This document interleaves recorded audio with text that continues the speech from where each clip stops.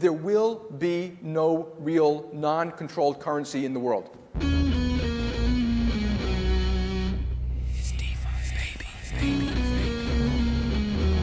coming for you, banks. Listening to different podcasts, like in a whole different reality, which they think completely different things about Bitcoin. They have got my money in their banking system. I should be able to access it, right? Appler is live. There's a good number of fucking, like, pretty smart Bcashers. That's also what she said.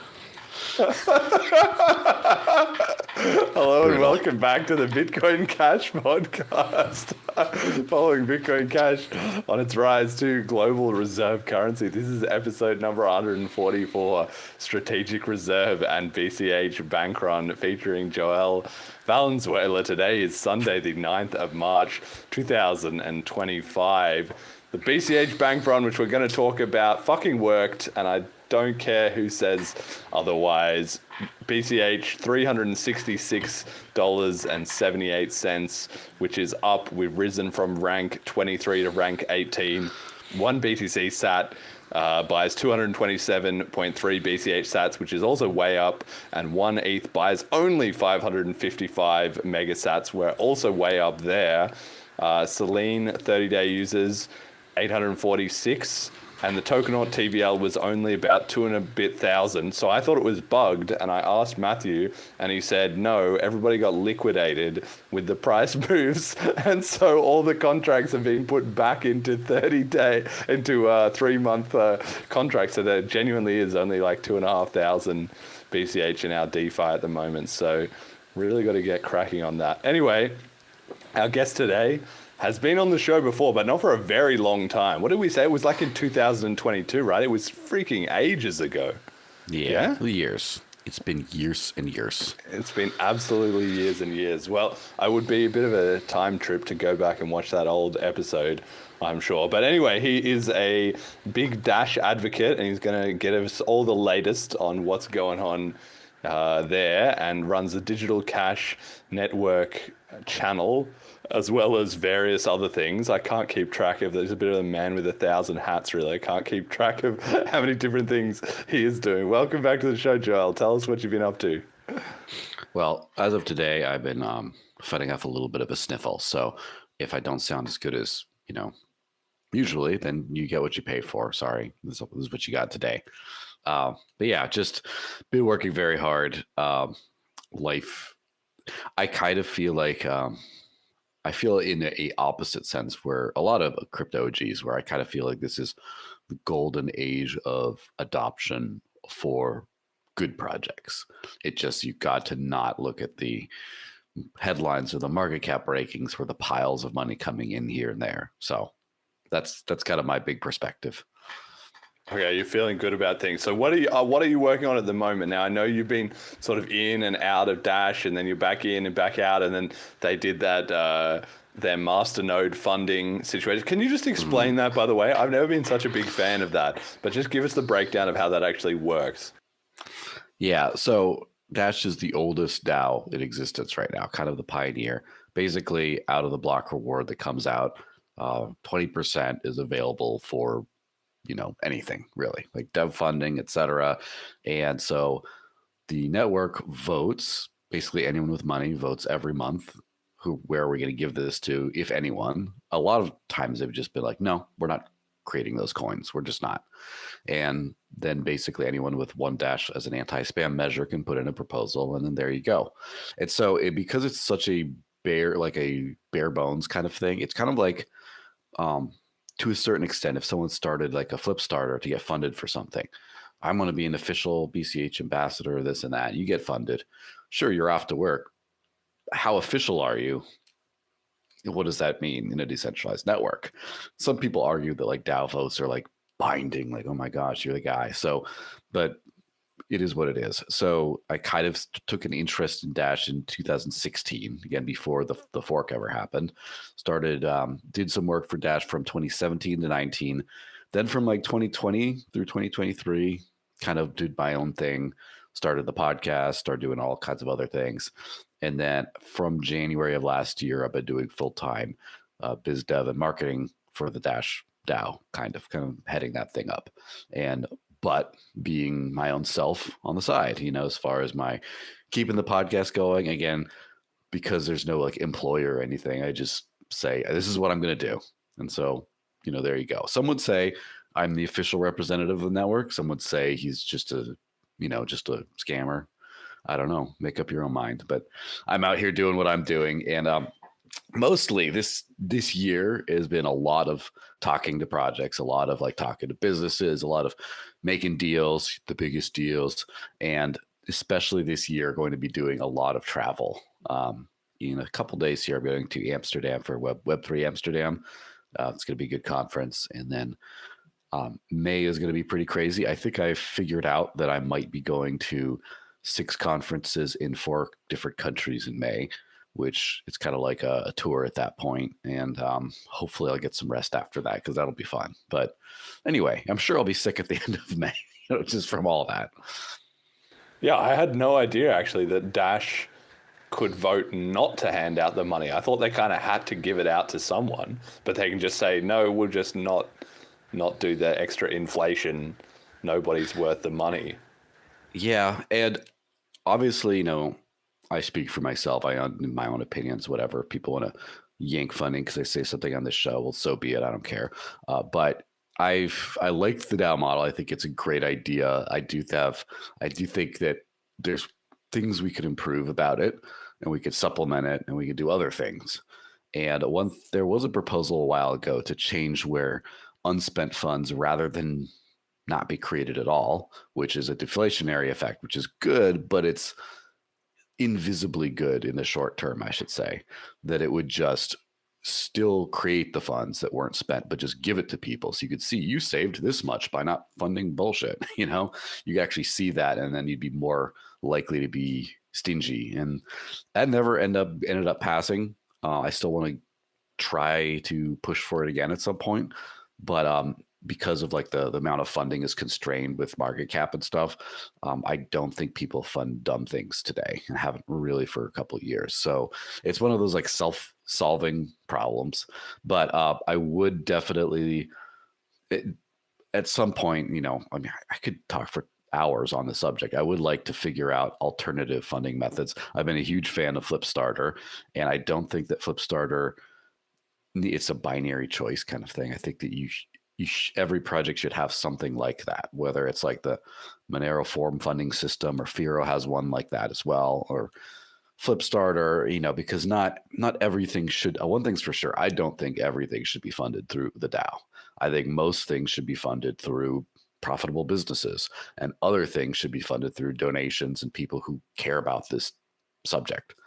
And so I'm sort of spearheading as a side quest, because again, I have so many of those, like a privacy overhaul for Dash, and that is not going to, I found external funding for that, right? That's not from the DAO at all. So I'm kind of in those, I crowdfunded my first month's salary anyway as a way of showing that you don't need to just be limited to this. And I'm just trying to learn, because none of us really know the best way of doing this. And we'll see. So that was kind of a lot. Yeah, I mean, there's certainly a ton of different room for experimentation here, right? Because the BCH community, obviously, as you well know, rejected Amori's attempt to put in a Coinbase reward on Slice, a taxation to himself, on the grounds, well, because it's not Bitcoin, first of all, but just because it doesn't make sense, because once you sort of establish that kind of thing, then it becomes a bit self-perpetuating, right?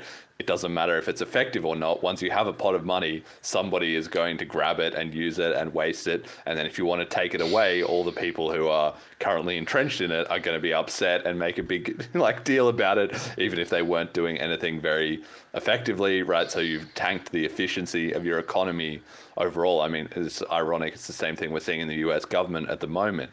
And so I think the BCH community is very skeptical of any of those funding from the kind of Coinbase things, which is one of the reasons that I've never particularly liked that Dash idea, because I think it sounds great in theory, but in reality, it just has so much room at the edges for things to go wrong. But I didn't know that they could vote to not pay it out, which is quite an interesting element to it. And then with like your proposal, do you get voted like every month then, or is it like a 3-month or a 6-month kind of deal? How does that work?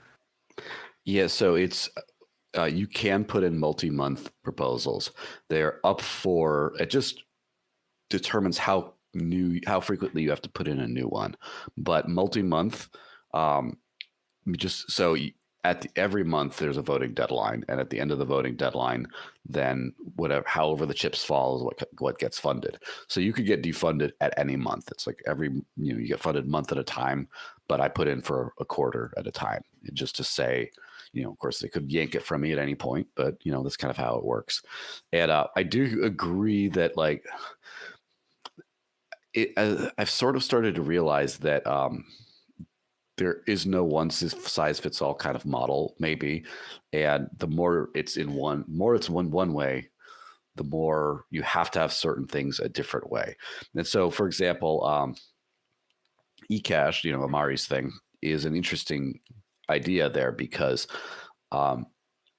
if they just forked off to do all these things and had a purely Flipstarter based model, I think their product, their market cap, their et cetera, I think it'd be way lower at this point. Like, and it just, because it's all around like the vision of this, but then if he had to go campaign for donations all the time, it'd be a lot of wasted time. He wouldn't get as much money to do stuff. It just doesn't work. The Flipstarter model works great in BCH and Monero, not because it is, but because the communities have been sort of conditioned to, use them and do that kind of stuff. And then there's other, donation only projects. Like, I have to say, like, I've been a much bigger fan of Litecoin recently than I used to be. It's kind of interesting, their whole trajectory. But Litecoin, as far as I know, like, struggles, despite being way up there in the rankings, relatively speaking, struggles to find funding for almost anything. But then for MWeb, which is a great upgrade, they got, first off, as far as I know, just one full-time developer cranked that thing out. And they just got enough donations, enough things to just get it through, but got a lot done despite the lack of funding. But then if you're like down the totem pole of the market cap rankings, you just like, what do you do for money? It's kind of an interesting thing because these are social sort of public, I hate the word public good, so I'm not going to use it, but something like public good. These are like, for everybody technologies. And obviously, there's a mining budget for all proof of work cryptocurrencies. And obviously the fee revenue hits at some point, but it's still socially kind of dispersed amongst like, well, there's this much, and anyone who mines gets like a piece of that kind of thing. Obviously, it's not like a business. It's something else. It's not like a business. It's not like a government. It's like something else. And so we're still figuring out the best way to deal with this something else, I think. Yeah, but that's what makes it so interesting. I think that's probably why you and I both love the industry so much. We can watch it all play out in real time. I mean, I've always been fascinated by economics since I was just a kid, but I always also found that in trying to talk to people, I mean, I was quite young at the time, but people I was trying to talk to were economists. I felt like, yeah, but there's no engineering component to this. I was missing that element of like, if an engineer tells you I can make a plane fly, you can say, where's your plane? Does it fly or not? But if an economist tells you, well, the correct inflation rate is 3%, I'd be like, well, prove it. Like, what about if we just set it to 10%? Then what? Or what if we set it to -5%? And then they would just kind of have a lot of like nonsense, basically, a lot of words, but very little like reality in it. And I think I'm sure there's great economists out there, but I've generally found people attracted to that field, like the fact that it's kind of vague and you don't have to really get down to brass tacks. But then crypto just completely solves all that, because it's just like, well, if your idea is better, build it. And even if your idea of somebody else's crypto is better, well, then you could split it, chain split, and boom, prove it. I love that aspect. That's one of my favorite things about crypto. So we are watching, like, especially recently, BCH has kind of created in the market a bit, right? And LTC pumped. LTC went from, I don't know, 22nd or something to like 12th. and then we reflipped them, and then they flipped us, and it's like this ongoing battle as we watch it play out over the short and long term, really, right? Yeah, and especially like crypto is such a weird place, and people have not figured out how this is going to work. And I think maybe when we get to strategic reserve talks, I'll kind of get to get a little bit about that. But I think we're kind of in the death throes of the purely speculative cycle for crypto right now, and nothing makes sense. Like if you look at why did something pump or not pump during this period of time, there's almost never any hard data you could point to definitively.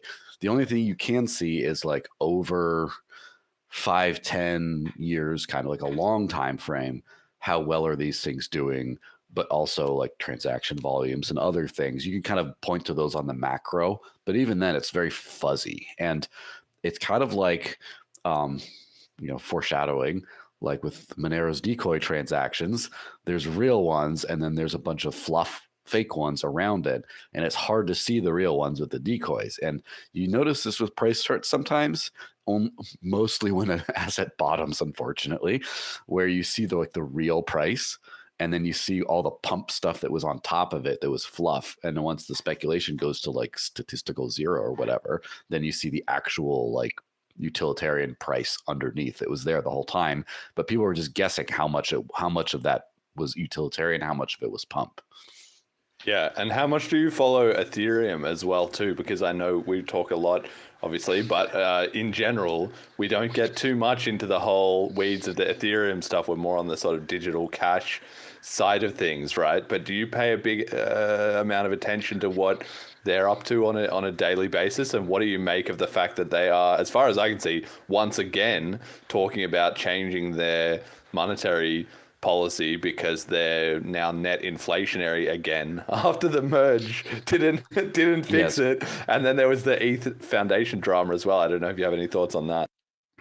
I am not quite as up on the recent things. Like I didn't know about there's a recent change being proposed. Do you have a TLDR of that one, or you didn't look into it yet? Well, just it's been like sort of a running. So ETH is now net inflationary again, right? Because for about a year and a half after the merge, it was going down. The burn, we've outsmarted the BTC guys. We're geniuses, ultrasound money, right?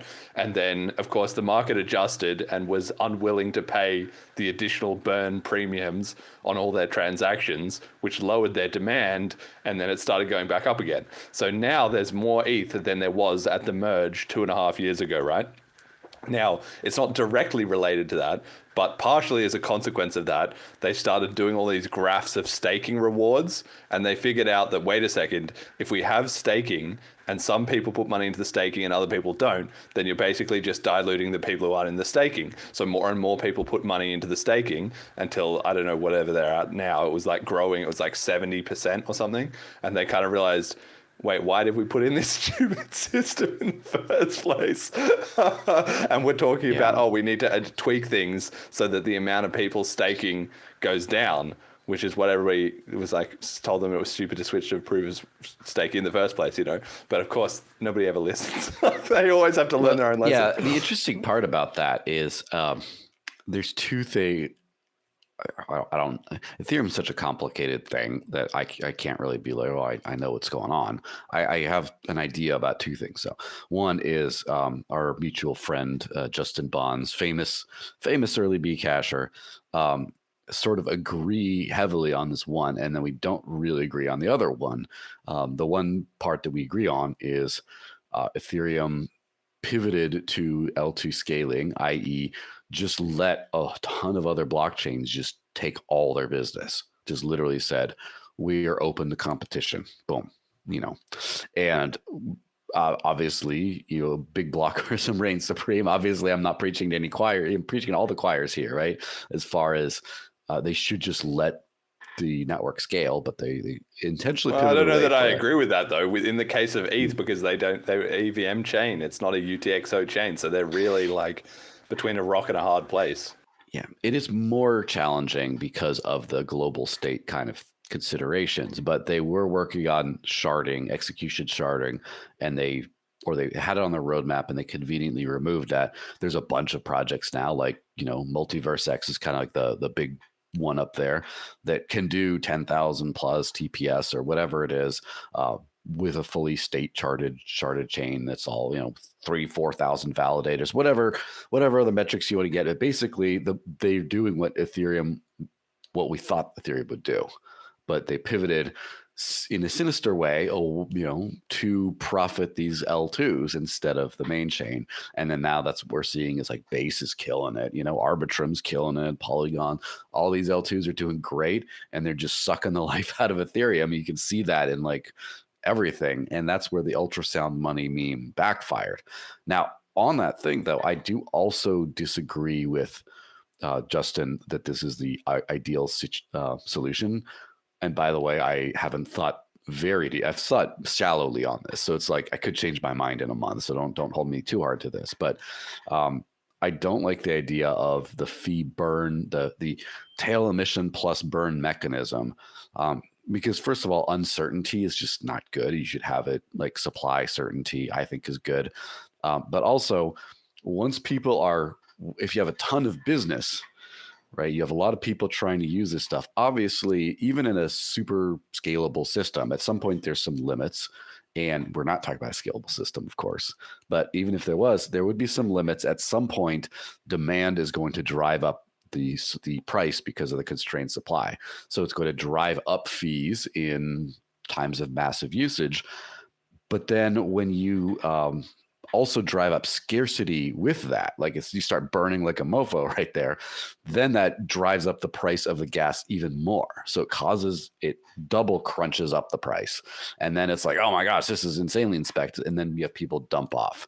So I'd rather have a little bit more of like a smooth growth than like the crunch. Unfortunately, the tokenomic design was built in a weird way to make ETH holders rich, I guess, rather than in the short term, rather than in the long term, make them rich by just making the network profitable, because they're like, oh, look at all the burn, all our ETH bags are going to be heavy, but then it falls out when you chase away consumers. So I don't like that way of doing things, really. I think they could have done it a little bit of a better way than that, And the reason why they say, oh, well, you want everyone to benefit from when you drive the traffic up. Well, I think you only want the people processing the traffic to necessarily directly benefit. Like you don't need to pay like a, what do they call it? A fee tax onto just random holders and things like that. But also, the whole idea is what happens if transaction volume goes too low and you need to sustain security on the network? That's why they have the tail emission. Well, first of all, if you had enough business paying for transactions, you would not have to worry about that. And ironically, by trying to cover for that with the mint burn mechanism, you create the crash, the usage crash that then defunds validators or whatever. And also, I'm just not nearly. It sounds like the tail emission sounds like it makes more sense for like a proof of work coin, like say Monero, for example, because proof of work costs a lot of money. Like proof of stake costs like, what do they call it? Capital opportunity cost, but it doesn't actually, like, you don't spend a lot of money running validators compared to that. So you can afford to not be super profitable. It's not like as soon as the revenue dips, you're just going to sell all your ETH and dump your validator. Some might, but most won't. So I think it's not really like a critical problem. Like, oh my gosh, no one's using ETH, so therefore the security is going to collapse overnight if we don't put in this tail emission thing. So I kind of think that ETH got caught double hit. There's a little bit of, as far as like the foundation drama, I don't really know too much, but it does seem like a lot of the cypherpunk principles that Bitcoin were based on, Ethereum kind of pioneered us too, but we're going to make a couple of compromises sort of thing, which, the slippery slope leads to stuff like, say, Solana or XRP or whatever else. So that's kind of my overall thing. Ethereum's going to be around for a while, I think, but as far as is it going to be number 2 for a while, I don't know. They got to change some things, and they seem to be in a position where they're not set up to change those things. Right, that was going to be my next question. Like next 5 years, how are you seeing the ETH community shake out? Because I'm quite bearish on the Ethereum community, because like they got a lot of benefit that they still haven't really come to terms with just by being the second project while Bitcoin was dying in the Blocksize war, right? That was how they got their start, and they've run that quite a way. And then they had the merge, and that was really hype, and they spent whatever 5 years doing all the engineering to do it. They shipped it. It didn't go wrong, but now they're having these problems with the inflation. So it did kind of go wrong, just not, with a technical bug, but more with a conceptual, the idea was bad. And now they're sort of casting around like, what are we going to do next? And so Justin Drake has been talking about his beam chain idea, which they're renaming to something else, which to me also sounds like a complete crock of nonsense. But it sounds like they'll spend 5 years working on that, and then at the end, like they don't have too many more lives left. They wasted all this time on the merge. Their competitors have improved a bunch, right? Solana went from haha another ETH killer to holy shit, is this actually going to be an ETH killer? The ETH killer meme inverted itself. And if it's not Solana, well, it could be any of these other guys. Like, there's enough options out there, and I just don't feel that they have the same resilience over time that like the BTC community might, just by weight of network effect. Like the EVM network effect has already dissipated so much. Yeah, it's also kind of funny how ETH scaling strategy was ETH killers, which just does not make sense at all if you care about ETH, because now it's like Base is one of the biggest ETH killers out there, and it is ETH, but come on. Like, so what if Base just decides to say, you know what, we're in L1 now, we're going to implement some other things, we're going to be in the next Solana or whatever. Okay, well, they're there. You can't stop them. You can't be like, hey, wait, we had a deal. Like, did you though? Like, I don't know. It's kind of interesting how like Bitcoin's hegemony is at some point, I think, coming to an end. But what they had, like, they got rid of it. They got rid of their advantage way less than, say, Ethereum. Like, they were way more like rooted in as like the 85% of the market cap or more before the big plunge in dominance when ETH kind of started pumping. And their number one use case, as it turns out, we're starting to find out, is to be able to efficiently and trustedly, in a way you could trust, send large amounts of money. And it's just like billions of dollars. Bitcoin works great, relatively speaking. And you go down, down, down, down, down. And then just like the hundreds of dollars and below, it just doesn't make sense, especially for lots of people. But it turns out the big money isn't the big money. So that will eventually dry up. There's eventually things will shake out, but it didn't really sell out its heart and soul like ETH. ETH had everything will be built on ETH, world computer, whatever else. And also, we're not number one. And so you just go from that point to get arrogant and just say, like, nah, we're irreplaceable. It's like, no, that's not going to work out for you. So like, I think that ETH's fall from grace is going to happen. It's already sort of happening, maybe, depending on, maybe I speak too soon, maybe there's something else, but I do think that it's going to happen easier and faster than Bitcoin's. Yeah, I mean, I just had a look at, speaking of the Bitcoin dominance, right? You look at this, BTC is currently, I feel like, and I predicted on the end of the year show, that BTC would cap out at about 60% dominance this cycle, which was kind of where it was. It's gone up a little bit. It's gone slightly over. I think it barely hit 61, but I would be surprised if we get that much more dominance out of this cycle, right? So last cycle it was at 70 and the one before at 85, right? So if BTC is at 60, if that's peaked, now ETH is having a terrible time on the dominance. This is usually Ethereum's time to shine, right? ETH is currently only 9.1% of the market cap, with everyone else making up 30%. So it's a very good time to be everyone who isn't BTC, especially ETH, right? That's the reading I get. You got the same point of view on that? I think so. And I guess I should actually watch ETH closer, because I think this is the point where Ethereum is at a crossroads like right now. So I think if Ethereum pivoted back to kind of a big block, on-chain scaling type roadmap, or found a way to enshrine the rollups a little bit more so that it's not like you're just having centralized third parties run all your stuff, to where it's like more connected to the network, whatever. If they massively overhauled things, ETH could be back to number 2 solidly, kind of. But because like Solana, I think is, first of all, Solana, and this is one of the reasons why Justin Bonds shills it so much, is because Solana, there's so many things wrong with Solana, but the one thing that's right with it is the absolute poster child for on-chain scaling right now. It is like, and I don't know if it does it the best. A bunch of dropped failed transactions happen when to me, I haven't looked too deep into the tech to know exactly why that happens, or how else it could be avoided. It doesn't sound like a good idea. But the point is, they're processing tons of transactions cheaply for everyone, and they're proving you can do it, and they're proving it's like a business model too, as far as like, I think I saw somewhere that Solana was generating more fees total than Ethereum. By a good margin. I have not verified that data, so someone else check that. But basically, they're proving the big block model works.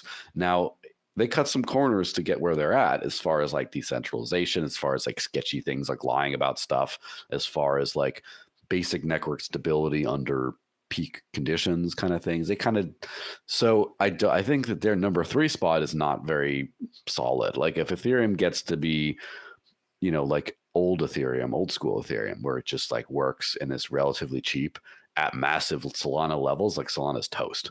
And so I don't think Ethereum's going to go that way, but Solana kind of paved the way for like every big blockchain, as far as Bitcoin was, we can't go past 1 megabyte or whatever, 4 megabyte block weight or whatever nonsense they do with that. It's like, okay, we can't do that. It's too scary. Okay. Ethereum ran into scaling problems and then just didn't scale. And it, like the whole narrative of like 90% of the crypto or 80% of the crypto market cap is L2 scaling is the way to go.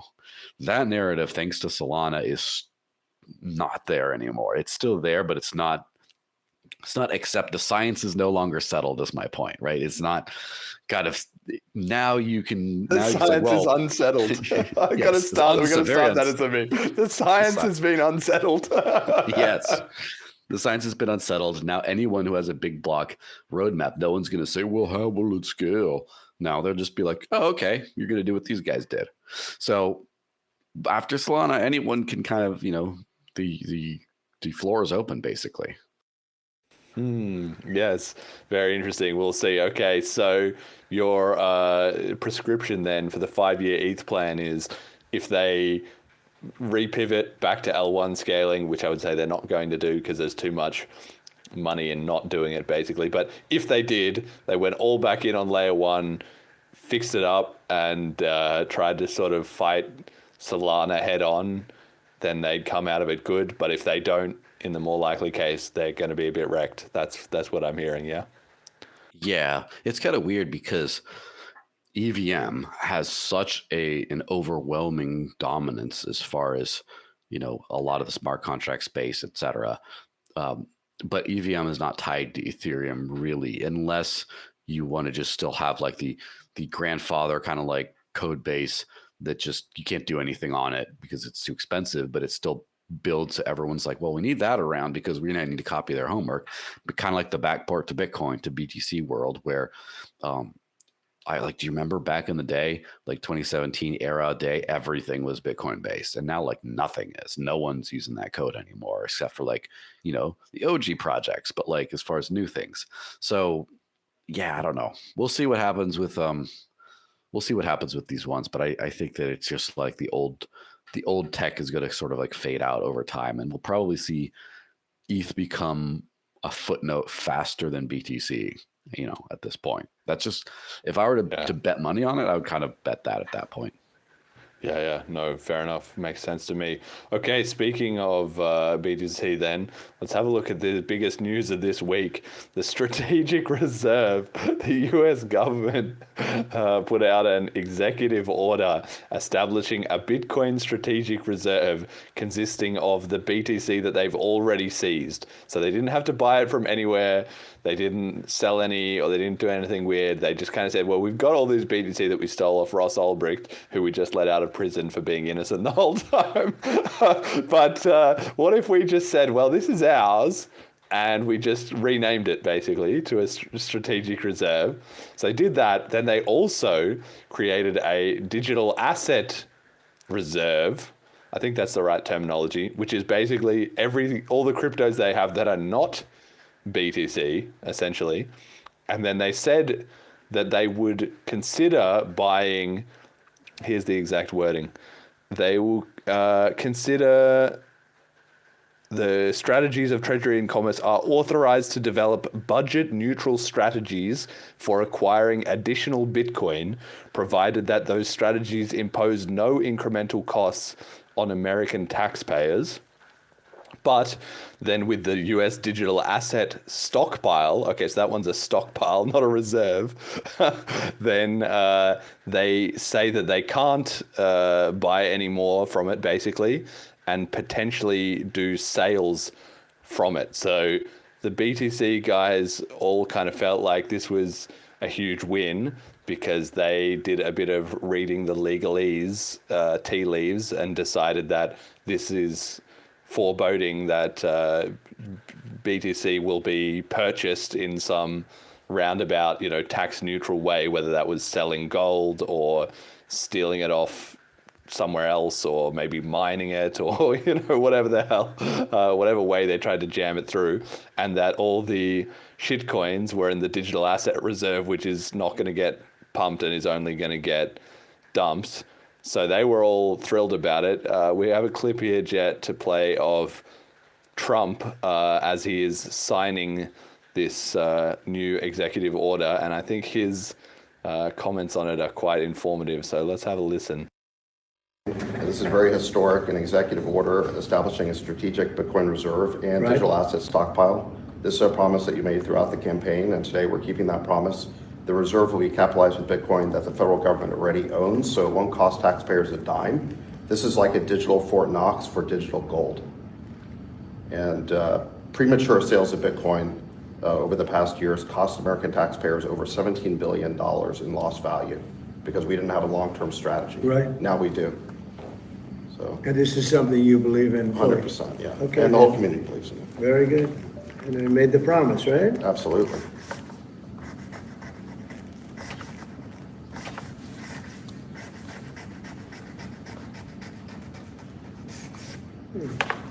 Okay. All right, so there you have it. David Sachs, the new crypto czar, and who was highlighted on this show in the hoax episode, if you remember that one, clearly is the one calling the shots here.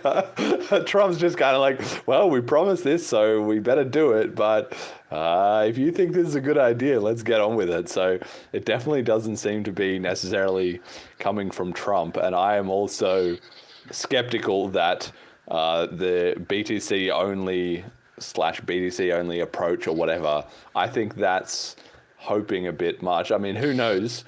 But I think the BTC guys are going to get caught off guard when the digital asset stockpile suddenly becomes, well, but we need to stockpile it a bit more, and maybe the reserve is not reserving as much as they thought. It's been set up in this with them separated, and maybe that was a way of appeasing them in the short term.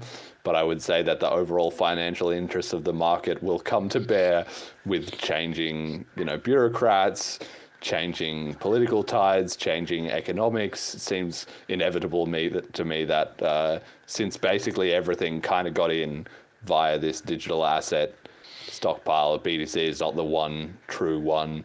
That's my take. Joel, what do you think? Yeah, I kind of agree. That was such a hilarious video, though, because it just literally seemed like, when you're talking to your grandfather's going to buy you some electronic for your birthday. He's like, "This is the one you want? This one? Okay." He just like doesn't understand what he's doing. He just, all right, I'll do this to make you happy. He doesn't know. He's not even feigning to be like, "Oh yeah, seriously." Like, no, he just like, that one, I'll let him talk. I don't know this shit. Let him talk. It's just so funny. Like and that's the thing. What people don't fully get is this administration is a coalition administration. They got a group of people together and said, listen, if you vote for this party and this president, etc., you'll get this, you'll get this, you'll get this, and we have a deal. All right, let's go.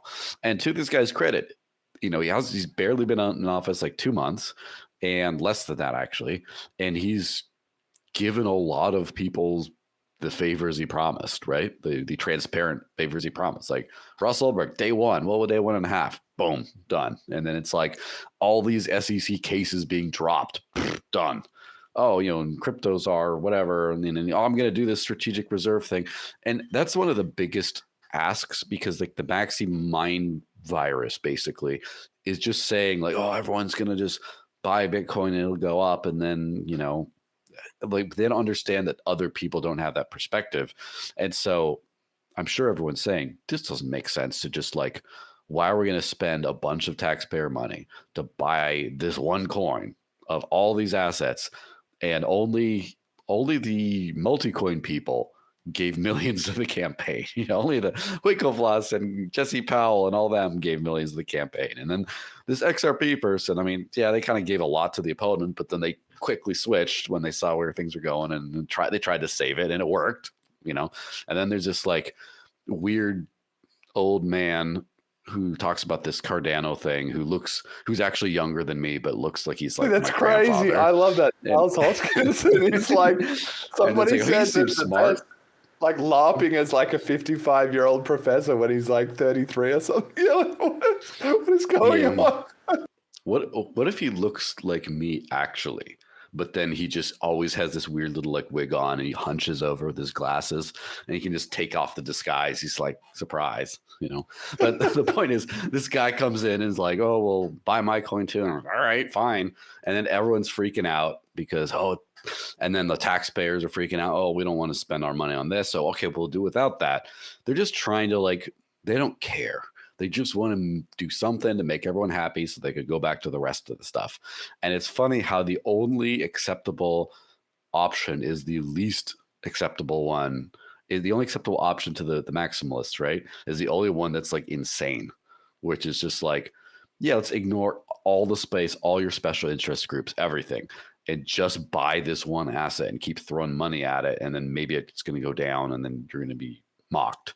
Like, so they're not doing that. They're not going to probably buy Bitcoin. They're like, well, let's do this with what we already have. And let's just see, look, we have a strategic reserve. We got it, but we didn't. And then the problem is they didn't want a strategic reserve. They wanted someone to pump their bags. That's just like which didn't work. It didn't work. The market has crashed. I mean, it's now at 82,000. It was about 90,000, I think, at the time this was announced, and then it sort of dumped to about 85,000, and then the last day or two it's gone down another 4%. It's been to 82 kind of range, so it didn't work. And then there's but I mean, that's being a bit uncharitable to them. I think some of them were hoping that obviously it would get announced and the price would go up. They're always hoping for that. But I think the Steelman take is their idea that, okay, now we have even more legitimacy.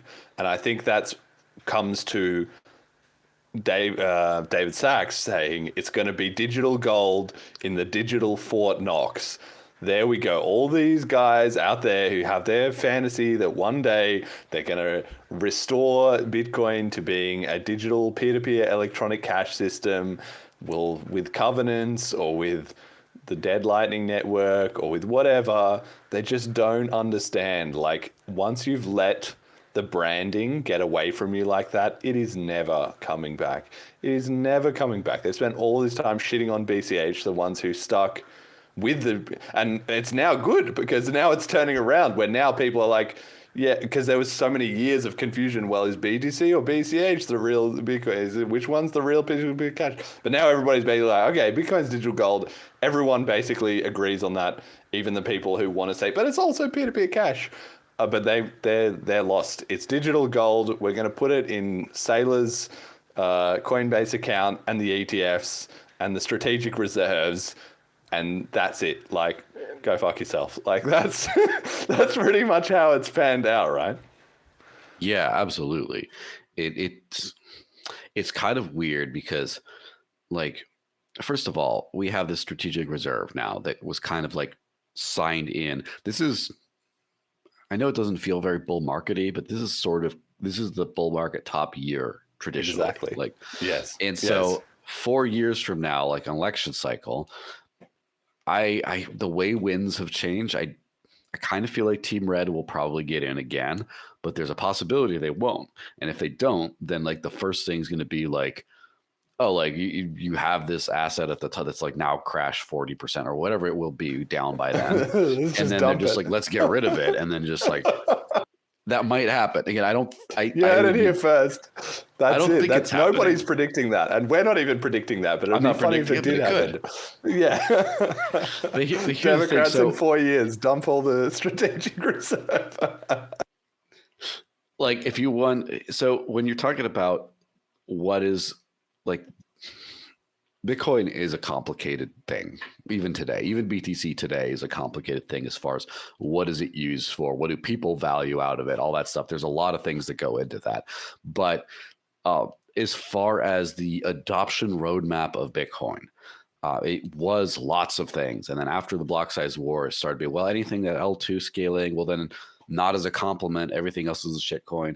And it starts to get fewer and fewer things. And then, L2 transactions, people don't. That's done. No one talks about that anymore. No one talks about programmability. And like the NFT era was just like super controversial internally and for like 2 seconds. The one thing that Bitcoin has always had, the big adoption angle has been people will buy it at a higher and higher level. And so the president of the US is the highest level imaginable today. And so that's kind of like topped out unless something crazy happens where like you got a guy who's too old to understand. He's just not going to care, right? It's not going to happen.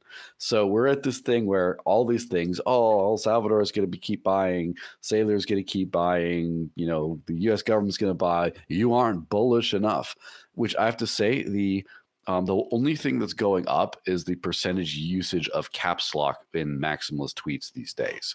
It is off the charts. Everyone's desperately pumping. And so you get all this stuff. So the US government's not going to buy probably. In fact, maybe they'll diversify their strategic reserve into Cardano or something and make everyone lose their minds. That would be fun. But so no one's buying there. El Salvador, according to them, are not going to buy anymore, depending on who you believe. We'll get into that later, I'm sure. Sailor's stopped buying because he's kind of running out of dry powder. He's running out of like shuffling around MicroStrategy to get people to just give him free money. Everyone's running. The only one who's buying Bitcoin is the Bybit hacker. So yeah, and that's over. So where else are we going to have this mega buying action? And it's not like, can't just sit there and be useful for whatever it's useful for. The narrative means you have to keep bigger and bigger institutions buying. It's just like the next little, the bigger bump next, which, in case anyone jumped in later, I do have a little bit of a sniffle. So I'm not doing this because I've been on the Sailor stuff. But anyway, so it's just going to keep going. It's kind of reached its ceiling, and it doesn't mean it's not going to go up anymore, but it's, in my opinion, unless we have big things change, it'll just extend out where now some U.S. state treasuries will be like, oh, we'll maybe buy some or something. Some governments, some institutions, it'll just sort of like horizontally flow out. But the maximalism part is over. Like you cannot get higher than that, especially you could not convince the president of the U.S. to be a maxi. He doesn't care, but he's in anyone will fund my campaign for sure, including that weird old guy, fake old guy. But then you get to like, there's just nowhere to go. There's no Lightning Network is around the corner. Oh, institutions are coming. They're already here. Governments, you're not bullish. Not like we're kind of like it, and it doesn't. It's kind of a weird because everyone wants to be like Bitcoin's going higher, it's going to pump, or Bitcoin's going to crash, and it's a hard line to take to be like.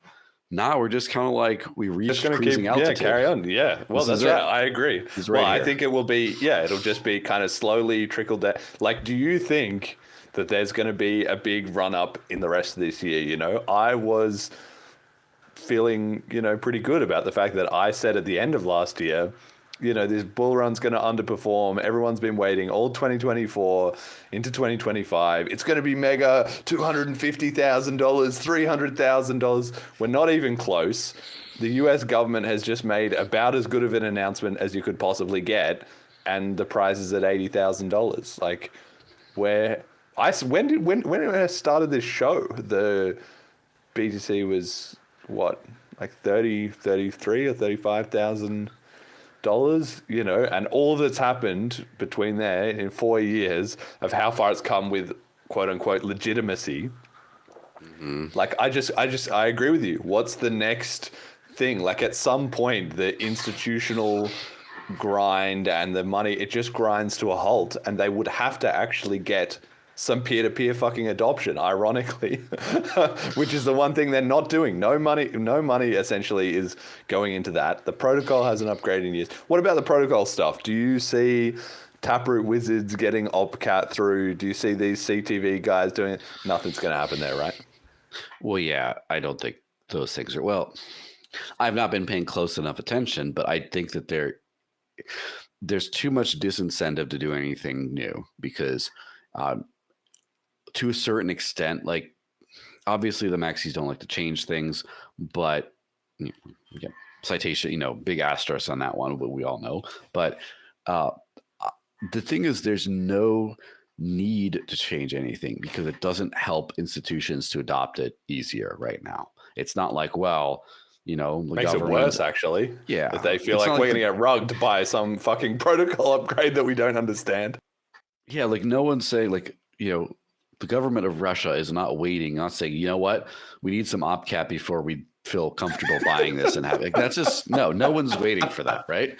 So, and I have to say, any innovation in Bitcoin, BTC, any innovation that they've attempted in their direction of things has been punished.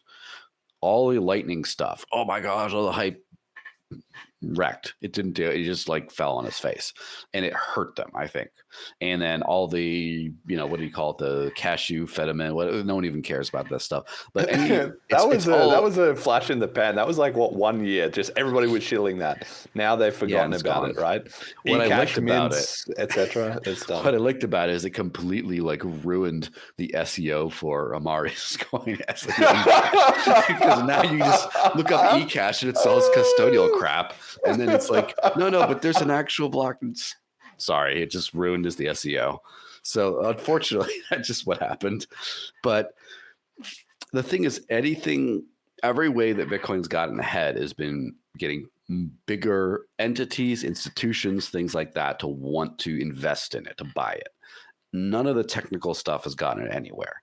And so they're almost like, why try something else that we're going to hype up and it's going to not go anywhere and it'll hurt us? Let's just focus on what we're good at, which is moving around massive amounts of money and getting, companies and billionaires and stuff to like speculate on it. And let's just focus in on that. So that's why I don't think it's going anywhere. Now, I wrote an article called Avoiding the Bitcoin Death Spiral, which kind of goes into, it's a very realistic, I would say, I don't mean accurate necessarily. I think it's probably accurate, but I could be wrong. But I'm saying like a realism type based take on where things could go, because at some point you do need to feed the transaction fee beast, or you do need to otherwise subsidize mining, which again, enough countries start to have enough Bitcoin reserves, you're going to start to say, hey, why isn't the taxpayer subsidizing mining farms for the security of everyone? And then you get down that path.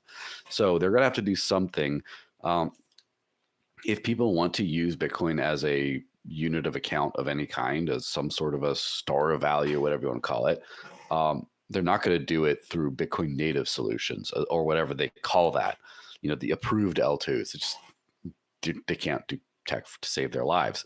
But like a token on other chains, maybe that could work. And if they're actually decentralized, you will actually have to like move the Bitcoin on chain to a certain like threshold signature vault or something to then mint tokens on top of it or whatever. And so maybe the shuffling around from different pools, like let's just say that BCH has a big BTC token pool bridge mechanism. And then it's like, but then like, Avalanche has one too. And then at some point there's more demand on one side than the other, and then someone has to like move some Bitcoin out there, and that transaction fee goes to the miner. And if there's enough of that going on, then it limps along for a while and it's fine. So ironically, Gavin Andreessen wrote about this, right? In 2014 or 2015, he wrote an article which was saying like there's a case where BTC just becomes the backing used for everything else. And then he said, yeah, guys, that's kind of a fail, because the whole point of Bitcoin was that we would keep the 21 million. And if you have enough of that stuff going on, then you've essentially added inflation, right? So, yeah, the thing about Bitcoin as it is today, right, is it is sort of akin to a digital gold in some ways. But the advantage of it over, say, gold, sorry, Peter Schiff, but is that you can verify that the money is there. Everyone can see it. And then there is just enough programmability or technical whatever to be able to tie assets to that in a way. So you could create a completely open source transparent protocol. Like one of my favorite ones is TBTC, or the Threshold project. They have a threshold Bitcoin thing that anyone can trustlessly mint. You put your Bitcoin in, mint on Ethereum or whatever, do whatever, and then burn it and get it back out again, redeemable for the actual stuff. So the more there's things like this around, I think that sketchy things like custodial Coinbase, like how much do they have, all that stuff, I think that that's going to be less attractive. So the fake Bitcoin, the paper Bitcoin thing, I think is going to be a thing, clearly. As any of these like bank run type things that like the Monero people and Bitcoin cashers and everyone else has done, sort of proves that why would they be scrambling if they're whatever. But I think it'll limp along for a while. Like the catastrophic crash of Bitcoin is probably not going to happen for a while. If it does happen, I wrote a post, a very short post. It's not an article. You don't have to read it, but basically about why Bitcoin is still number one, which the biggest one is it has unmatched liquidity to where you could, like, where else can you just move like 1.4 billion from the hack and just do stuff with it? Like, where is there enough liquidity to just do that? And so that's like, they use things like Thorchain, for example, to swap all the ETH to Bitcoin. Now, they didn't gain any privacy. That's where the whole laundering thing, like there's no laundering happen. You didn't obfuscate or make legitimate the funds at all. Everyone saw it go in and go out as Bitcoin exactly here, but they were just accessing a much larger liquidity pool. And I might even argue that Ethereum liquidity is not that great because so much of it is tied up in things. So much of it is pledged in validators or locked up in contracts here and stuff. So they're just like, I want the liquidity. So Bitcoin has massive liquidity. Something else will have to approach it in liquidity size before you start chipping away at that. But the other thing is just like the trust in how it works. And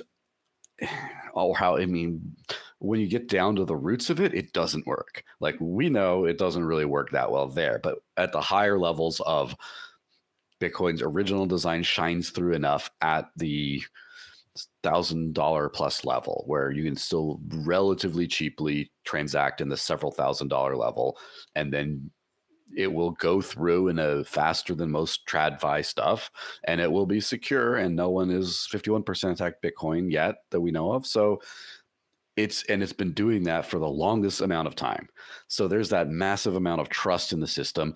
And there is something to be said about the whole, like, no hard fork thing.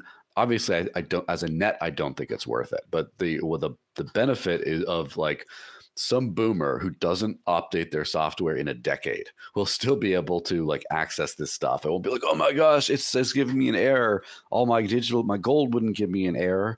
So where I see that element shaking a little bit are two things: the security budget. Once the halvenings keep happening and there just isn't money to come back in, then people have to start like, oh no, it's not as secure anymore. Oh no, what do we have to do? But also the whole quantum computing thing, which I think he is again, as someone who's not an expert in this whatsoever, I personally think it's a little bit overblown as far as how threatening it is, because people will have to migrate funds and change address and cryptography schemes and stuff at some point. You're going to need to do it, but it's going to be, I don't think it's going to wipe out a lot of stuff. However, just the fact that the shit show of Bitcoin is going to be crazy to watch, where now all of a sudden you're like, hey, all that money in addresses, especially the super old stuff, especially Satoshi's hoard, is going to be up for grabs if you don't move it. And most people don't move it. And a lot of Bitcoin's market cap is based on dead coins that just will never be moved again. And once a hacker starts dumping all those on the market, oh my gosh, that's going to be crazy. Once you start hacking those old addresses and migrating funds out. And of course, you could do something like say, oh, after a certain period of time, any funds left in old addresses are frozen forever. You could do that. But that, again, it's just like a no-win scenario for a super old, stable kind of vibe that Bitcoin has. You just can't, you're not going to come out there any better. And so I think at that point you start to get shaken up. Then investors start looking around for other things. What else has good liquidity? And this ecosystem has all this stuff. And then you start to see the slip down the rankings at that point. That would be my prediction. And when are quantum computers going to be out there and powerful enough? Some people say 3 years. I think more people say 5 to 10. I've heard 10 to 20. Yeah. But so somewhere in the 3 to 20 year range, that's when the fireworks start. So yeah, basically that's what's going down probably. Yeah, I'd say probably 5 years if I had to guess.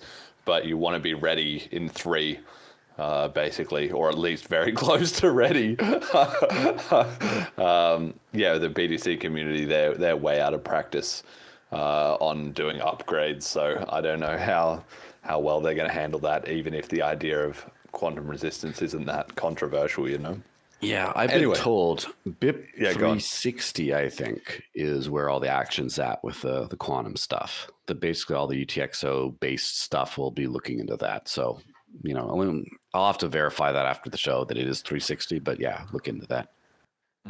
Yeah, we'll keep an eye on that one. My community comment of the week, which sort of touches a bit on all of this, is from Brett Weinstein, who famous, I don't know, what is he, a biologist and podcast commentator type of guy. He commented this week, I wonder if Elon Musk or anyone else in the Trump administration has read Hijacking Bitcoin, with the photo of the front cover of Hijacking Bitcoin, which is amazing because of visually how many, this, I think this tweet got over 500,000 views, how many people would have seen that flashing up on their Twitter feed, and it really just goes to show that this is happening at the same time as the BTC guys are celebrating, we were the chosen ones in our strategic reserve and they don't have the digital assets are irrelevant. But at the same time, the story of the hijacking, the story of BCH being the answer, is nowhere near big yet, right? But we've got to the point that Bitcoin was hijacked has become a known thing, that outside of those most hardcore circles, that's become sort of the accepted narrative, right? So we've got to step 1 out of 2. Step 1 is BTC was hijacked, and step 2 is BCH is the answer from my point of view. But we've got there. That first one is already there. BTC was hijacked. That's known, and that's not getting any less known over time, right? And for us, I don't know, it feels vindicating. Do you have a take on hijacking Bitcoin in general? You've got it in the background there. What do you make of all that, right? Was that the biggest story of 2024? I can't say for sure because 2024 was, it's like, have you ever had a really in-depth lucid dream And then when you wake up from it, you just have like trauma and confusion for the rest of the day because you lived like 3 lifetimes in that dream cycle and you're trying to process what happened and now come to terms that it didn't happen. Or is that just me? But anyway, that was 2024, right? Lots of things happened. So yeah, I think that was one of those. It's kind of funny because I have to say, like, huge fan of Roger, obviously, good friend, love the dude. Bitcoin Jesus, he should always be known as. He kind of became a lot less relevant over the years to the general thing. Like he was everything for Bitcoin for a few years. Then during the Blocksize war, he was like controversial figure number 1. Then with the Bitcoin Cash stuff, he was like, Bitcoin Judas or whatever they called him for like, no, they still very powerful, a very influential, talked about figure.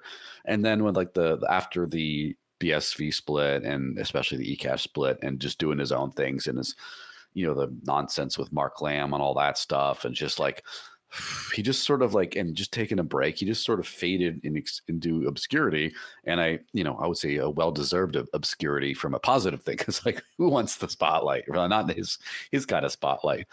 And I kind of thought that he would just continue to be kind of like Antonopoulos, where he was also a massive figure, very important to all of crypto. And he just is, I hear people as of like 2 months ago, like seeing him at conferences and stuff, like he's still around, but he just kind of, he's in Spain. He's at the moment, he's in Spain. He can't leave and he's potentially talking about Antonopoulos there. All right. My point. Okay. Is Andreas back on the circuit? I didn't know about that. I've heard rumor that people have seen him at conferences, not speaking, just listening to talks and taking notes and stuff. And like, so he's still around, but my point is he's gone from the scene.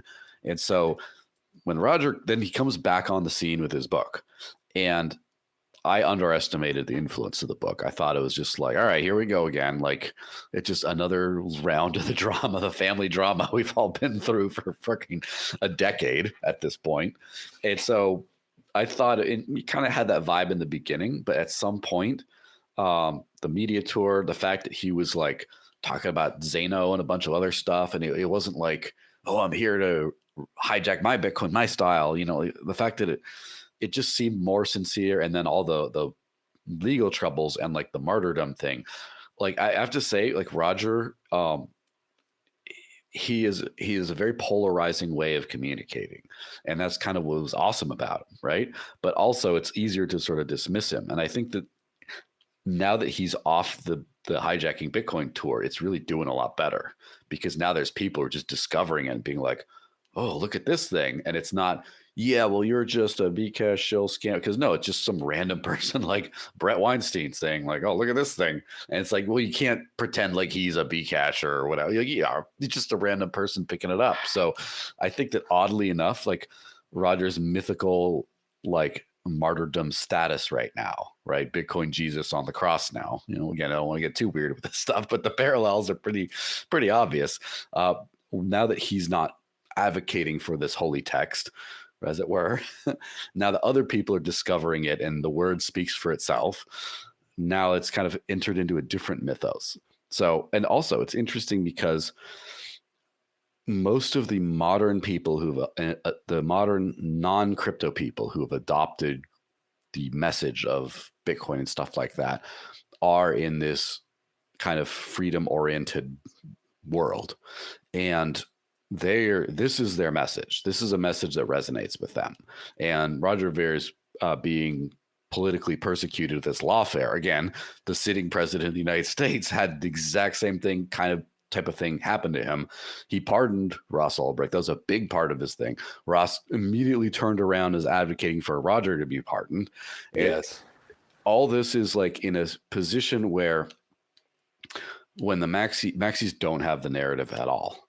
And I don't want to I don't want to overly be like, ooh, look, they lost. But if you look at all the stuff, like no one's listening to these people. Like it's all the big influencer people, or on the right, whether it's a Tucker Carlson or whatever, Alex Jones or people like that, they're just like sliding right into this. And then you just see like angry Dan Held on every comment thread somewhere, but like no, he's a liar. I know what he did.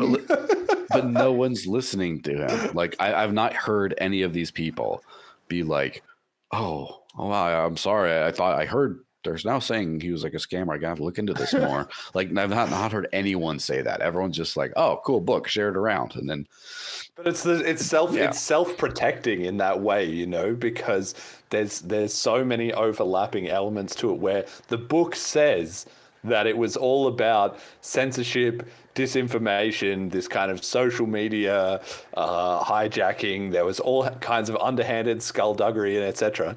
So then when somebody says hijacking Bitcoin is all lies, it's very easy to be like, well, is it though? Or is this just proving what it said? Because if you want to dispute hijacking Bitcoin, which is clearly not like very, you know, vindictive or sort of biased based on, there's a little bit of his opinion at the start and at the end kind of thing, but most of it is just like, look, here's the facts and here's all the citations. So it makes it very hard to say, well, this is all lies, when the book is about a lot of people are going to lie a lot of the time, and you've really got to take that seriously and just not fall for it, right? So they're having a hard time fighting against that perception, because it's also so easy as well to just go in the comments and just say, so what are the lies? And then there's just no response to that. And that silence is just deafening, right?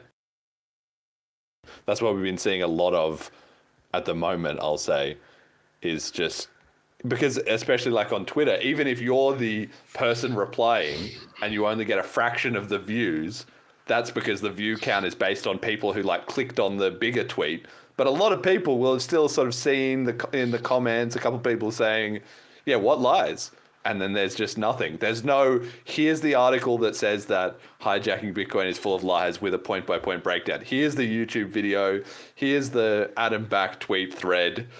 Doesn't exist. The only thing that there is read the Blocksize War by Jonathan Beer, which one, everybody should do. But two, if you read that and hijacking Bitcoin, that like confirms it really, because it mostly backs up what is said. And they both agree there was loads of censorship.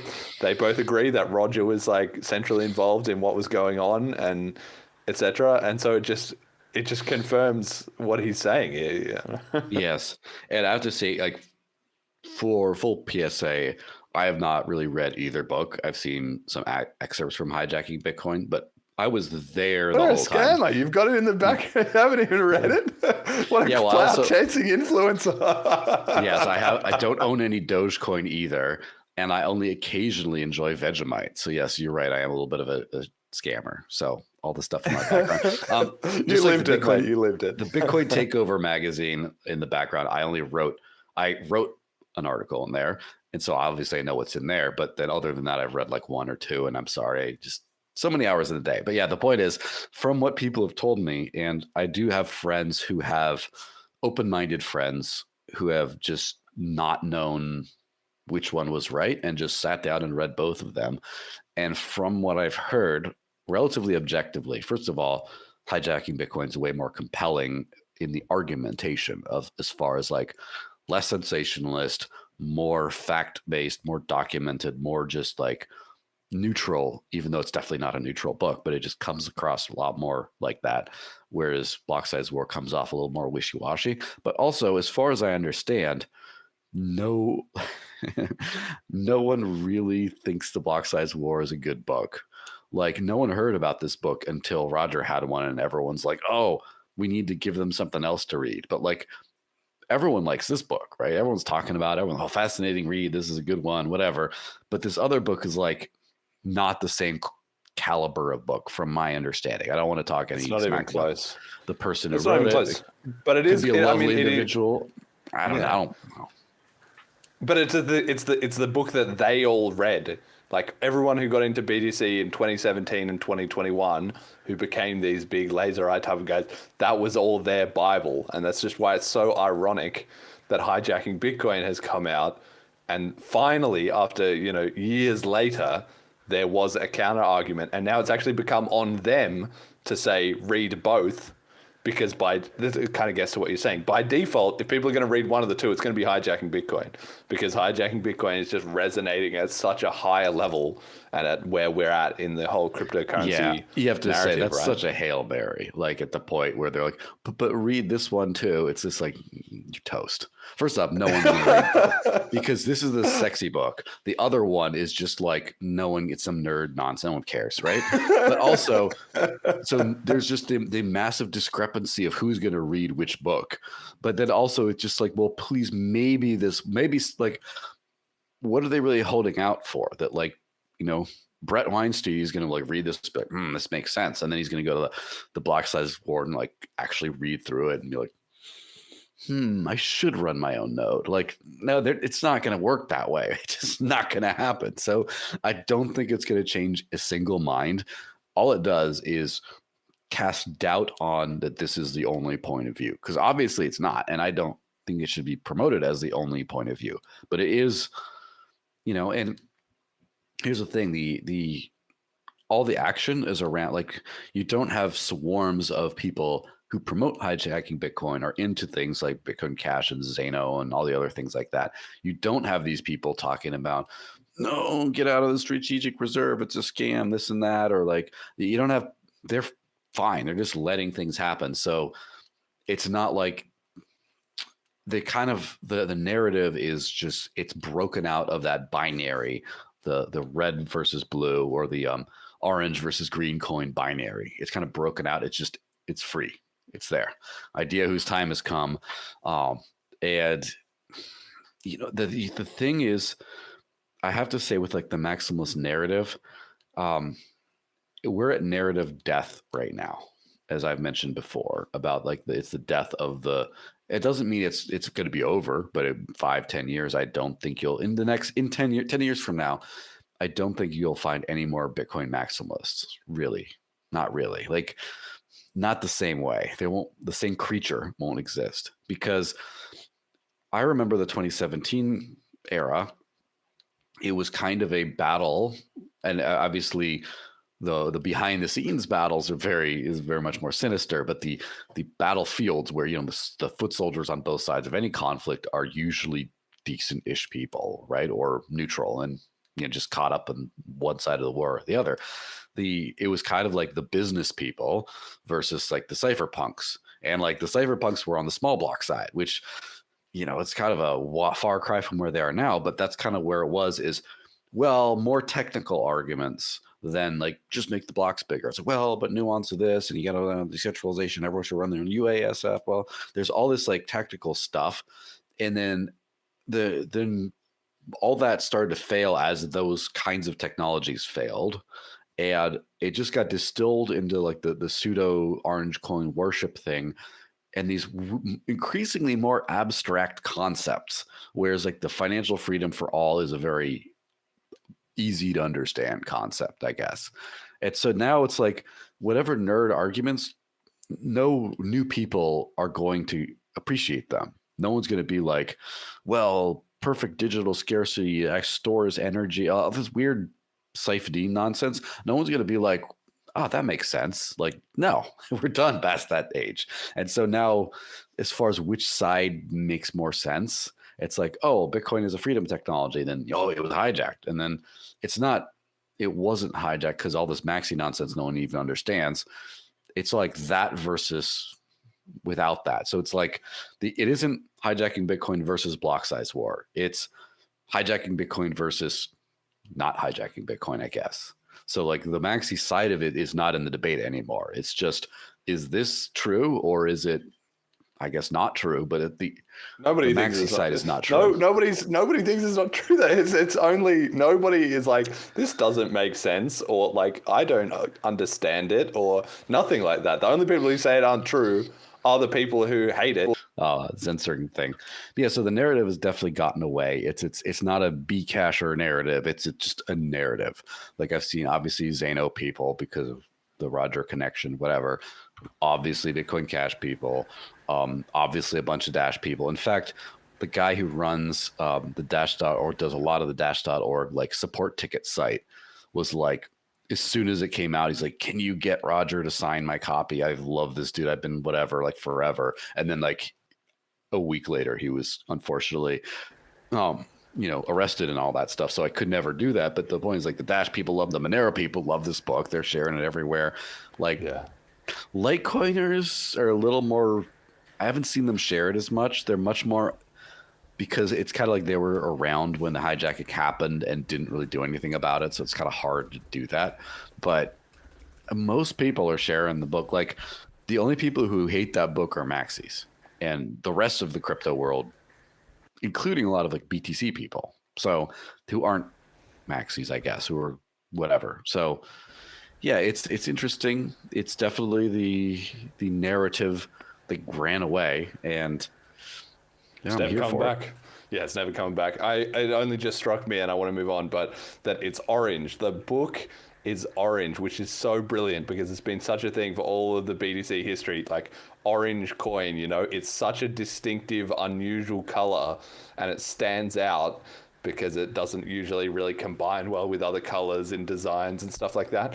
And so it's been the orange coin, and then the fact that hijacking Bitcoin is not like gray or blue or something, it's like this big orange book, and now the words hijacked, you know, hijacking Bitcoin and the orange color are just kind of tied together, right? So I think it's done a ton of good work there. Amazing work with the cover and everything. All right, I want to move on. So on the, was it the last, no, the one before the last episode, so 142, we talked to Fiendish and Emergent about the BCH community starting these BCH bank runs where we try and blow up a custodial exchange and or pump the price by everybody doing a concerted withdrawal into self-custody. So we had the first round of it on the 1st of March. It was actually a pretty good success. Everyone was quite interested in it. It got quite a lot of reshares and people talking about it. And even on the day, it kind of, the price dropped a little bit from $318 to $312. But in the following week, we mooned 35% against the market to move up back into the top 20 again. Now that might be a complete coincidence, but there was no other seeming news that would have prompted that. So the next one will be on the 15th of March. It'll be the 1st and 15th. So 15th of March and then 1st of April. So listeners to the show, you can all prep your exchange withdrawals for that day. But what do you make of this, Joel? Do you think that the BCH community is big enough and aware enough, on the ball enough that we could actually start cyclically pumping the price by all doing custodial exchange withdrawals on the same day and then eventually causing a meltdown? Or either way, we just get a bunch of exposure and marketing? What do you think? Well, first, could you explain in like one quick sentence the value proposition from a price point standpoint? Why would you expect this to pump the price? Well, if everybody coordinates their withdrawals on the same day, even if you have the same amount of liquidity, over 2 weeks as on one day, if you put it all on one day, the liquidity takes time to generate, right? So if there's a huge hit, it's going to spike the price more than if you spread it out over, if you like DCA'd basically. Yeah, so basically it's just like a shock liquidity to the system. Yeah, scarcity in the liquidity system. Especially with custodial exchanges. Yeah, that's where it gets interesting because unfortunately L2 scaling upon in terms of most of what is used in crypto is like paper trading. And so we have some things like Thorchain out there that work well for decentralized trading, but like they've had a rocky last couple of years. We're not at the point where we can just get rid of centralized exchanges yet. And I do think there's just a lot of like paper, because liquidity is expensive, right? As far as having it on hand and being able to move large amounts of money. And it's always like, it's kind of like, it's the thing that killed the Lightning Network really is liquidity. It's bound by liquidity. And so it definitely helps. I'm of two minds of this. So I would say my overall prediction or attitude towards this is I don't know. I'm kind of in the fence because on the one hand, I do think self-custody is great, and especially coordinated efforts like that make sure liquidity is stretched to a certain amount. On the other hand, it's a little antagonistic towards exchanges, And that's kind of the point. I feel like we've got to embrace Yeah. our attitude of everybody hates on BCH. Binance won't publish their proof of reserves. Fine, fuck you guys. If that's how it's going to go down, you want to play hardball, then let's do it. Yeah, so that's the thing is we're seeing a lot of this stuff, not to drag it back into politics in the current like U.S. administration's negotiating tactics. They're very aggressive, and do you get what you want out of it? You can. It can also backfire. So I think it's probably a good idea as long as you have enough people demanding to use BCH. So therefore, exchanges gonna be like, oh god, I got to get more liquidity to keep everyone's withdrawals going, but that they're still happy. So they're not like, you know what, just get rid of this shitcoin, and then they delist it, and then now it's like, I can't really see that happening. Maybe that would be pretty extreme though. If it's like we're gonna delist BCH because they've started withdrawing from our exchange that we claim has full backing, like that would probably just prove our point. Now, I'm not a fan of the Monero thinking, which is we got delisted, shows how resilient we are. No, you definitely want to be listed and not delisted.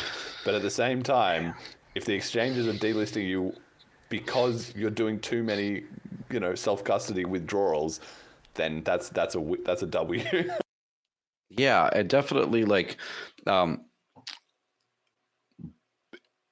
with banks, you don't have perfect liquidity, right? There's, especially in the US, I mean, I don't know how screwed up banks are. I assume that they're just as screwed up, but the point is the banks don't have everyone's money at any one time, especially nowhere near the neighborhood of that.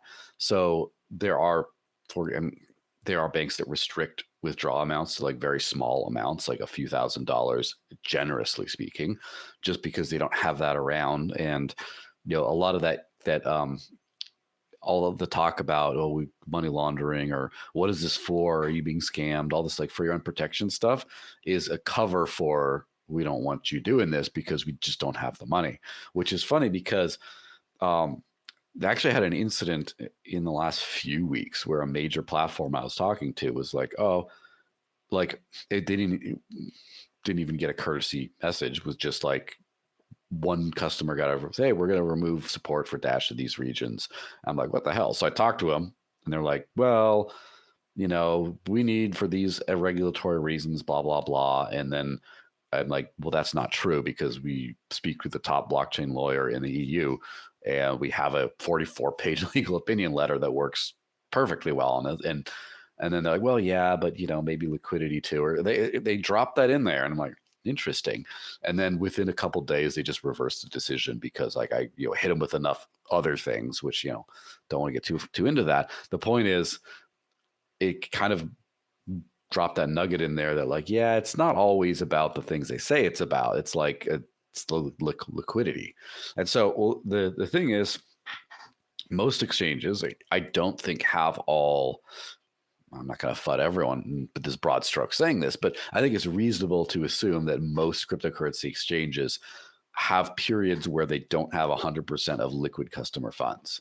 I don't mean customer funds, but liquid customer funds. And so like, for example, with Bybit, right? They lost,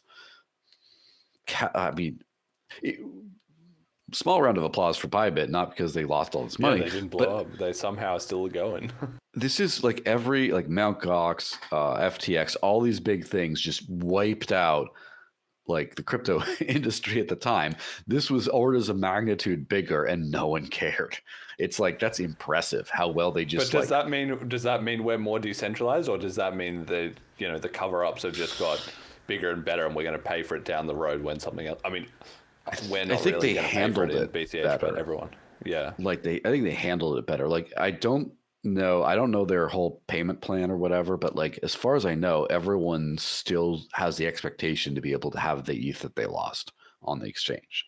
Meaning like if I had $8,000 in ETH, I should probably be able to withdraw it even after this hack. Like I think they covered the deposits very quickly. They scrambled for some loans and some other capitals, or I know exactly what they did. Again, I'm ignorant on this thing, so please don't roast me. But like they figured out how to plug the hole. But because it's a centralized exchange, like they that's not a big of a problem because they just have to make sure that whenever down the road people do want to get their money off exchanges, like if the ETH community did this right now, that would like, if you want to start the bear market a year early, you want to start the bear market a year early, let's go. Like, man, that would be horrible because people would be scrambling for, they don't have it. They said they got a deal and then they got to explain, no, the deal is we got financing this thing and blah, blah, blah over the time. And it's like, but like, I want my ETH now. Oh, well, we don't really have it now, but if you wait a month, and then everything crashes. Like we don't want that. Let's enjoy a half bowl for another year, right? But the point is, yeah. So what it does do is it increases when you increase the price. That's because you increased the cost of servicing BCH on these exchanges. It's like the two are the same thing, right? You pump the coin by increasing the price to support BCH on exchanges.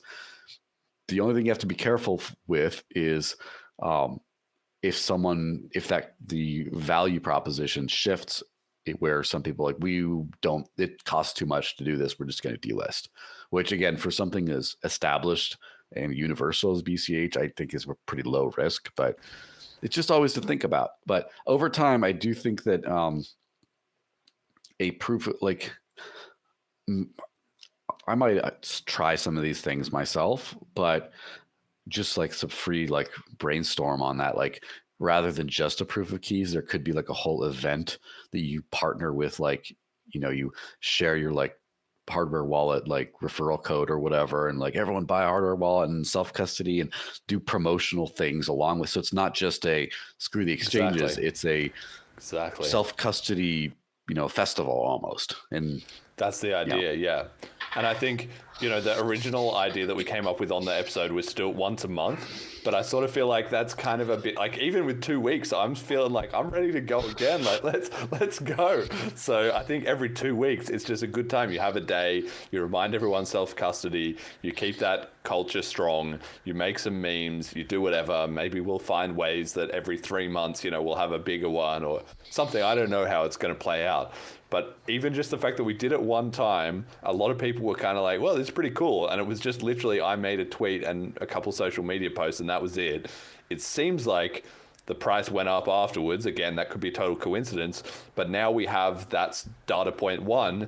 We run it again, do it twice in April, do it twice in May, including one day that will be on the 15th when BLISS is on. So that's even more perfect, obviously perfect by design, that then there'll be more reason for people to be tweeting and getting attention onto it. And that if it just builds up into a thing that every single 2 weeks the BCH community is just doing this like clockwork, eventually it's going to get viral and noticed enough that the exchanges have to respond. And then that's even better because then everyone's like, what do you mean the BCH community is doing like a GME style, short seller destruction plan? Like, that's pretty credible for the BCH community to be doing that, I think. So I don't know. Yeah, we'll see. I also, beyond the exchange thing, I think it's just like a proof of pulse, right?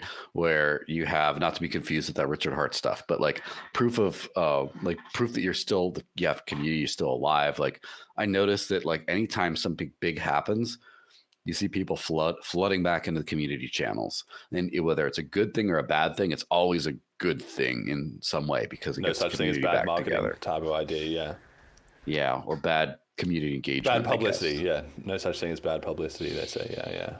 All right, well, anyway, we'll see how this plays out, but I'm looking forward to it. And the next one, 15th of March, and then after that, 1st of April Fool's Day, even better. So set your watch to that, prep yourself up with some fiat, or if you do a regular DCA, switch it to be on those days or whatever, and we'll see how it plays out, whether or not we can do it again. If we do it again, that's going to be crazy. If we do the first one and we went from rank 23 to 18, if we do it and over the next week BCH goes from 18 to 16 or to 15, the hype is going to start rolling. Everyone is going to be like, wow, maybe this is actually it.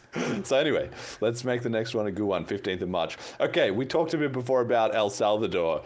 Now this one, I also am not really like able to summarize because I can't really figure out what's going on. Basically, El Salvador signed some kind of a deal with the IMF where they got a bunch of loans and money from them in exchange for this agreement that they made, part of which was that they wouldn't basically buy more Bitcoin. Which is a weird situation because Nayib Bukele has made such a point of saying the IMF are trying to screw us over. We don't need your money. We've got our BTC stash. We're good. Anyway, that all proved out to be grandstanding because he did this deal with him. So he did that deal and there was a bit of lashback. And then he kind of said, I don't really care what the IMF thinks. I'm going to keep buying BTC. And then everybody was like, but you just signed a deal with them that you weren't going to do that. So do we not understand the deal? Or if you're just going to tell them, you know, to piss off and just do your own thing, why would you even bother? Why would you sign a deal and then immediately contradict yourself? Like, it doesn't make any sense. So I really have no idea what's going on with this. What do you make of this? Well, I'll tell what I know.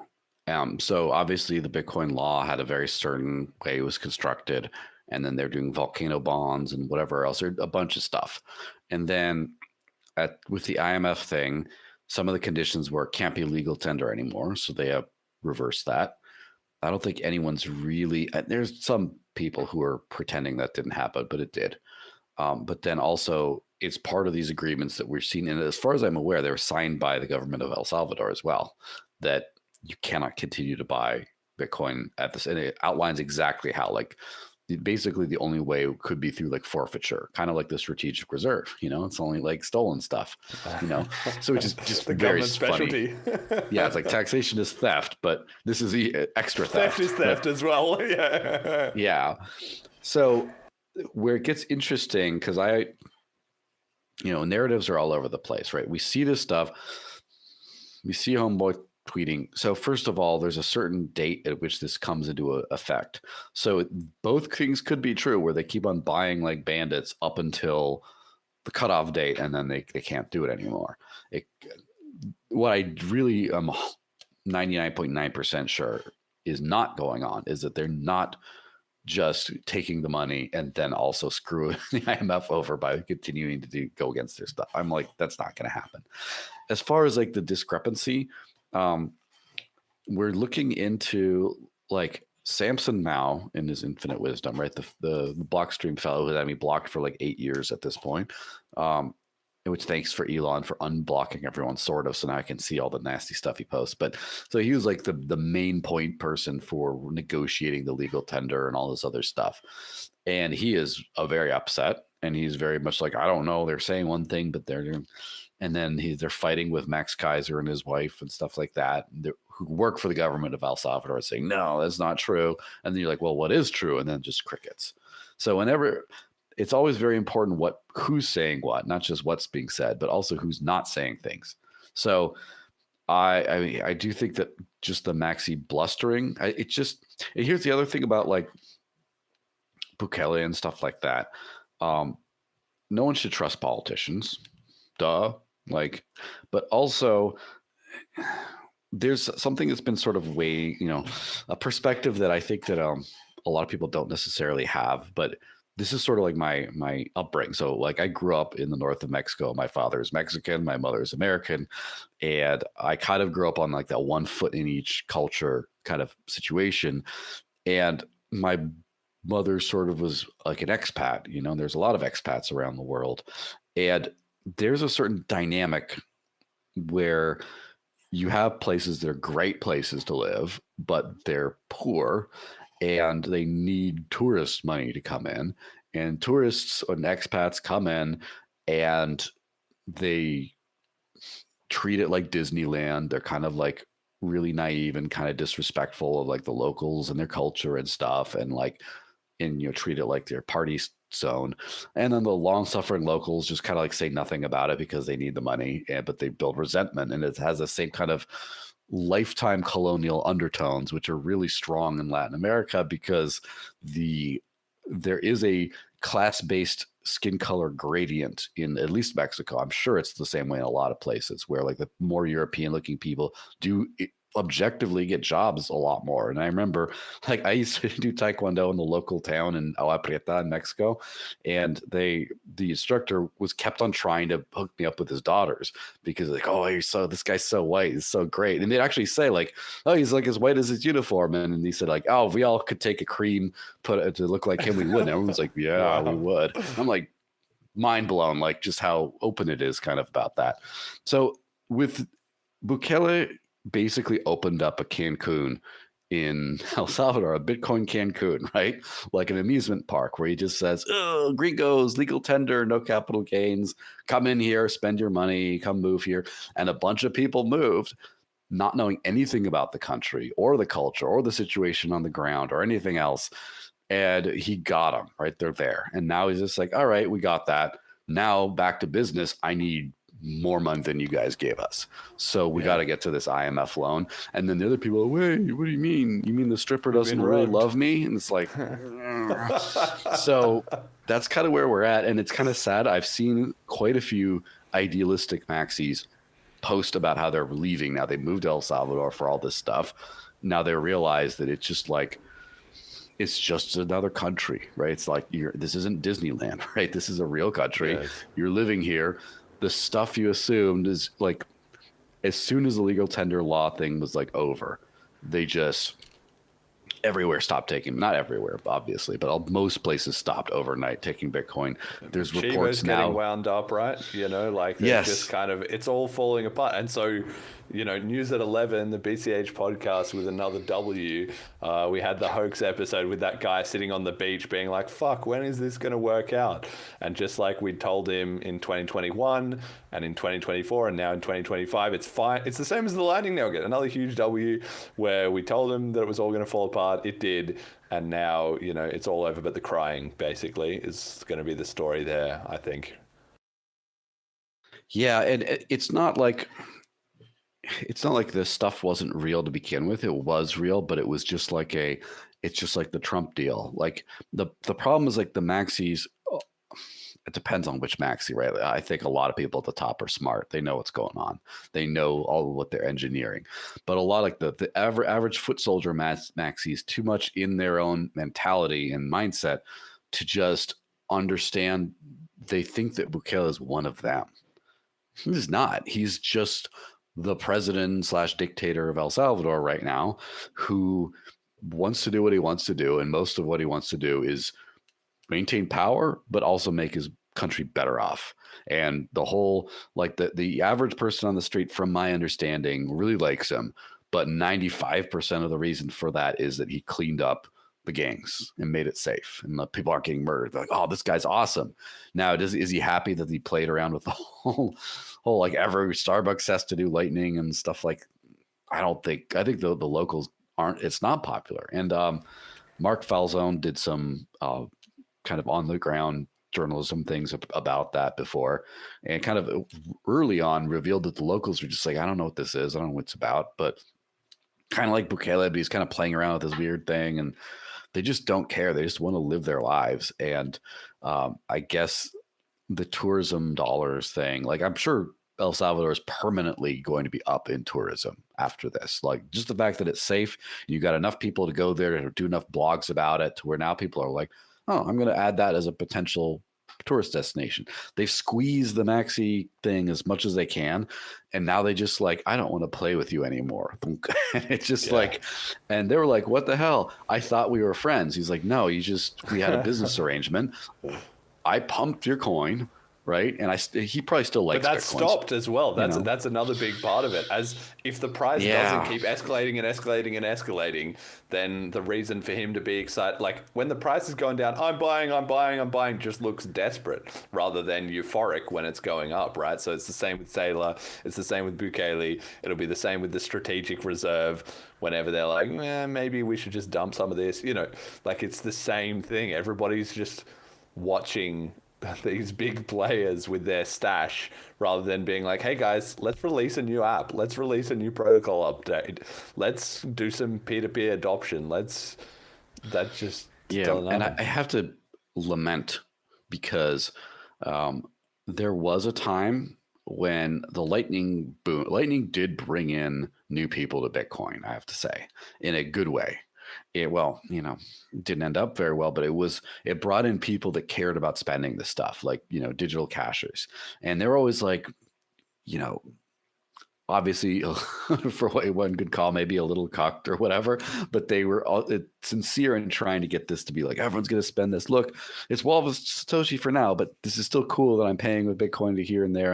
And a lot of that, just those people, the hardcore builders in the Lightning space, just came to El Salvador because they're like, oh, legal tender, I don't have to worry about the capital gains. I don't have to worry about this. You can actually spend it. This is the best place to start growing peer-to-peer cash. And then they got rugged hard. It's not the maxis who got rugged. They kind of did a little bit, but they already got what they wanted. They got price pumps for a while. You know, we wouldn't have gotten to the strategic reserve level without El Salvador, that's for sure. They got what they wanted, and just the deal's over. And even though it's like, well, I'm still going to buy whatever, we'll see what happens. But it's mostly over, but it's the adoption people who got rugged, where now they're there. They invested their time. Some people, one guy was even talking about he got married there. He has like a wife and kid and stuff, and they're all moving back to Europe. And it's just like, he's probably feeling pretty good. He's got a ticket out of there in that case. Yeah. Maybe it all worked out, you know? It did work out, but still, it's just sad that, because I know, I'm not well, but I know of some of these people working on the adoption scene there, and I'm just like, oh man, this is sad that they got rugged. And like, I don't feel bad for the people of El Salvador either, because they got a bunch of annoying gringos, which sucks. But then they got more money out of this. They got more people. They got a safe. I mean, the safe country was something else, but everyone's doing okay except for like the adoption people. And so, and the maxis, I don't know how they're going to sustain if they don't keep buying. That's going to be interesting. But yeah, we'll see.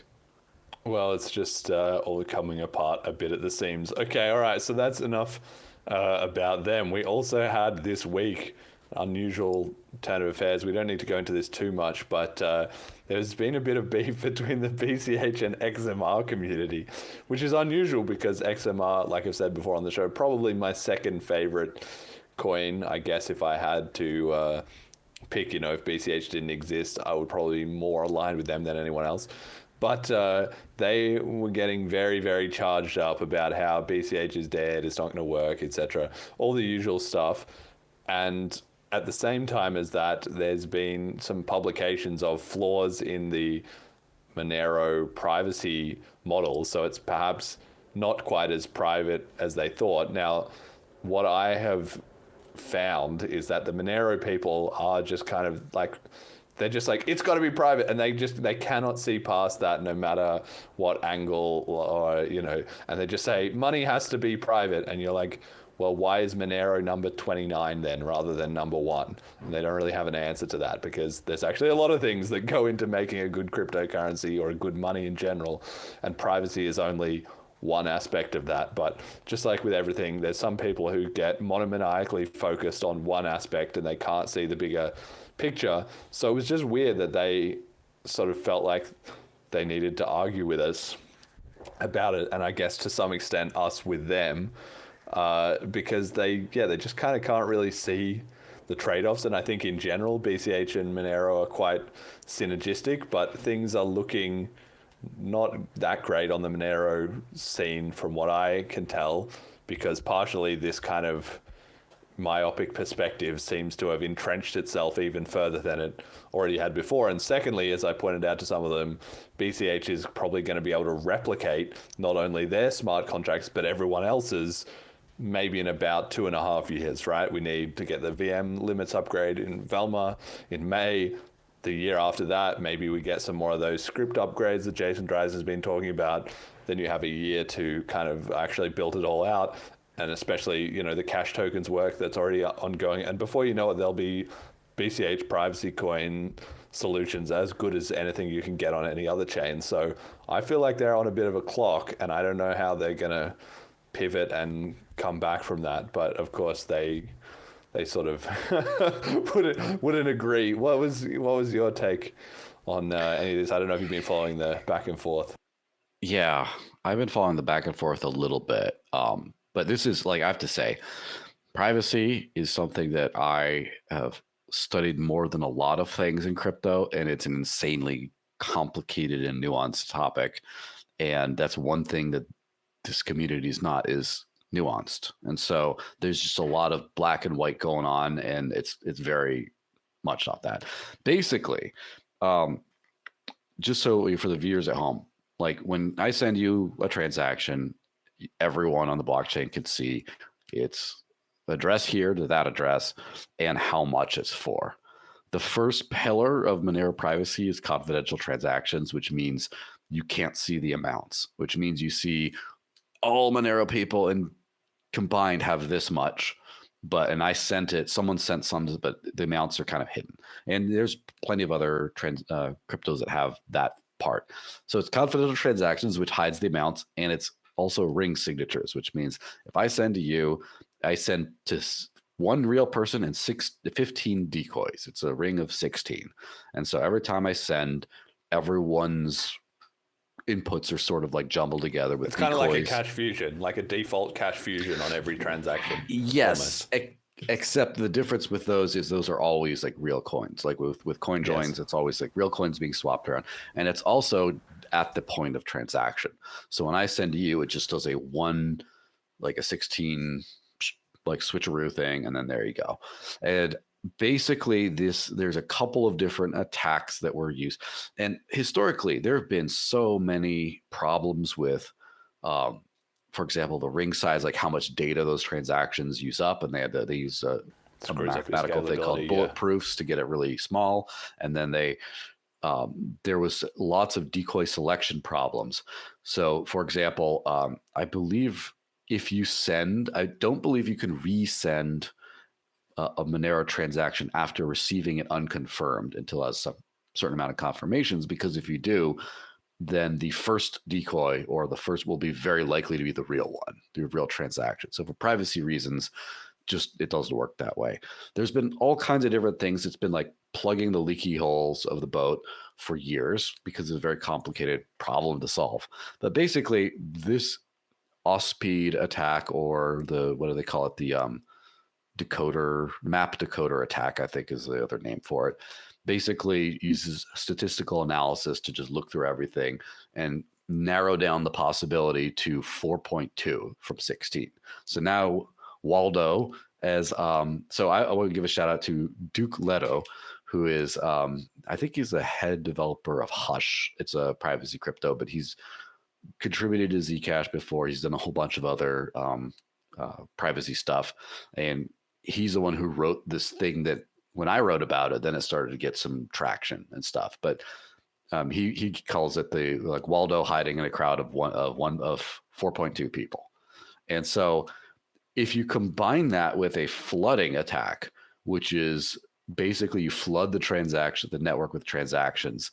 And so now you, the attacker, know, like out of the 16, whatever, like, oh, 4 of those are mine, so I can just write those off, and then I use statistical analysis for the rest. They were able to get this down to a ring size of 1.3 about, which is Waldo and hiding in a room with Waldo and a third of an extra person. He's like half standing behind another guy, like a kid. He's like, oh, you can't see me. And it's like, yeah, we can do. And I have to say, this is all like probably nation state level stuff, or like it costs a lot of money and have a lot of like stuff to like and analyze this professionally, and then sending it. So this is not like your average person buying stuff with Monero. Everyone's watching their stuff. So here's the thing, for average user privacy, kind of like someone doing a few cache fusion rounds or whatever, you're going to be fine. And also, just because amounts will stay hidden, then there's just less information to glean. It's just like, oh, this person sent to this. Okay. It's probably fine. Where it gets dicey, though, is the criminal element. And as I mentioned before, like with, I'm sure people are doing sketchy things on just about every crypto chain. But there's something when you say number one in darknet markets, everyone use this for criminal stuff, and there's actual like all these people on X like marketing hardcore about the criminal stuff, like, oh, use it to do crime. If it's not used for crime, it's not real, like all this stuff. And like, yo, you're building a massive honeypot. And at this point, like it's now confirmed that for 3.5 years, this has been documented and known about, but has been kind of like the developers have been like slow to not like tell everyone right away. And it doesn't seem like there's a real full-on solution in the ring signature realm here. Like they're moving to something called full chain membership proofs, which basically means you're hiding in a crowd of all available participants, meaning the whole chain. So in that case, it's just like saying, imagine like everyone sends to some BCH smart contract. So now the entire supply is in this like one address. And then all the transactions are someone sent to someone in this address, but like you can't tell who it was. It just, you're all the same thing. That's kind of what they're moving towards, but it's like a year or two out. So will be like a 5.5. I didn't realize it was that slow. I've had these guys saying, I've seen so much shilling about full chain. It's the same thing every crypto does. When their next upgrade is coming, they all shill it like crazy and say, this is going to solve everything. We're going to be number one. You guys don't have any good upgrades like this. But I've been seeing that FCMP. I thought they already had it, but they've been shilling it for so long. It's still if it's 2 years away, we might beat them to it. Like, anyway, yeah, we'll it could see. be.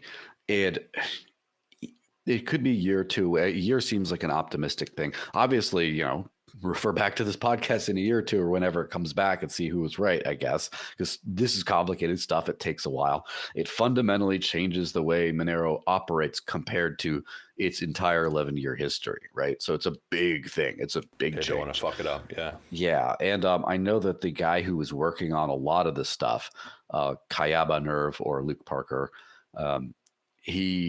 I know him. He's a really smart guy and a really cool dude.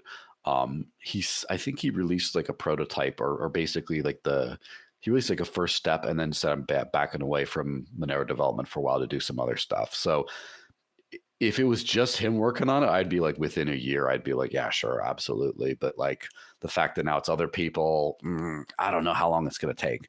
So either way, you have this massive stretch of time when delistings happen. So now there's very few ways of acquiring Monero.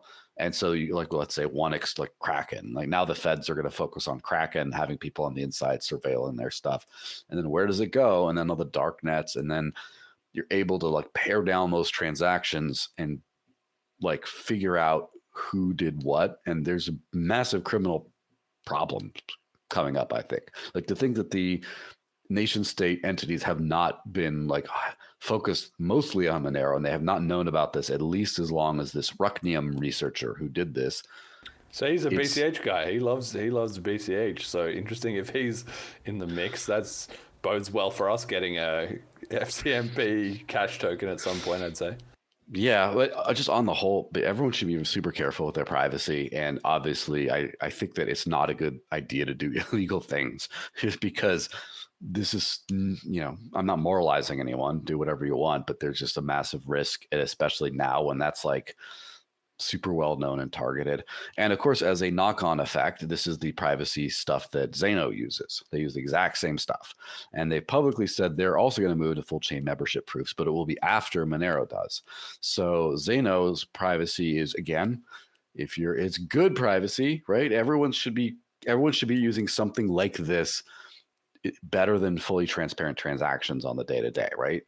But as far as like if you're fighting nation state stuff or you're kind of screwed for a long period of time. So just be really, really careful with that stuff. And so I don't know. It's going to be interesting because also Zeno came out of nowhere, seemingly, because ever since Roger was talking about it, people took an interest in it. It started really pumping. It's been doing quite well and all this stuff. And I might be sharing a booth with them in a conference in a near-ish future. So I don't want to piss them off too much, obviously. But, it's who knows if this is going to take wind out of those sails. But like, I'd rather everyone know about this today and know the risks you're taking so you don't actually get like hurt and not just, oh, my bags didn't pump, but like hurt. And I'd rather have that out now rather than just Monero is gaining steam. Let's be honest. It's the narrative is like a lot of former maxis are moving over there. A lot of other people. It's doing well. And I don't want people to be like all honeypotted into one ecosystem with a fatal flaw in every Fed in the world, just focusing right on this thing. And then you get to just sort of like kill the digital cash space in one go. That's what they want. And that's kind of why, especially at this stage, I'm kind of like at this larva stage of digital cash projects. I kind of think it's kind of like BCH having multiple dev teams. You kind of need to have a few different things out there in case one gets crushed, you can keep on going. And maybe at some point when we get like billions and billions of dollars and everything's going all over the place and everyone's living off this stuff, that it becomes too big to kill.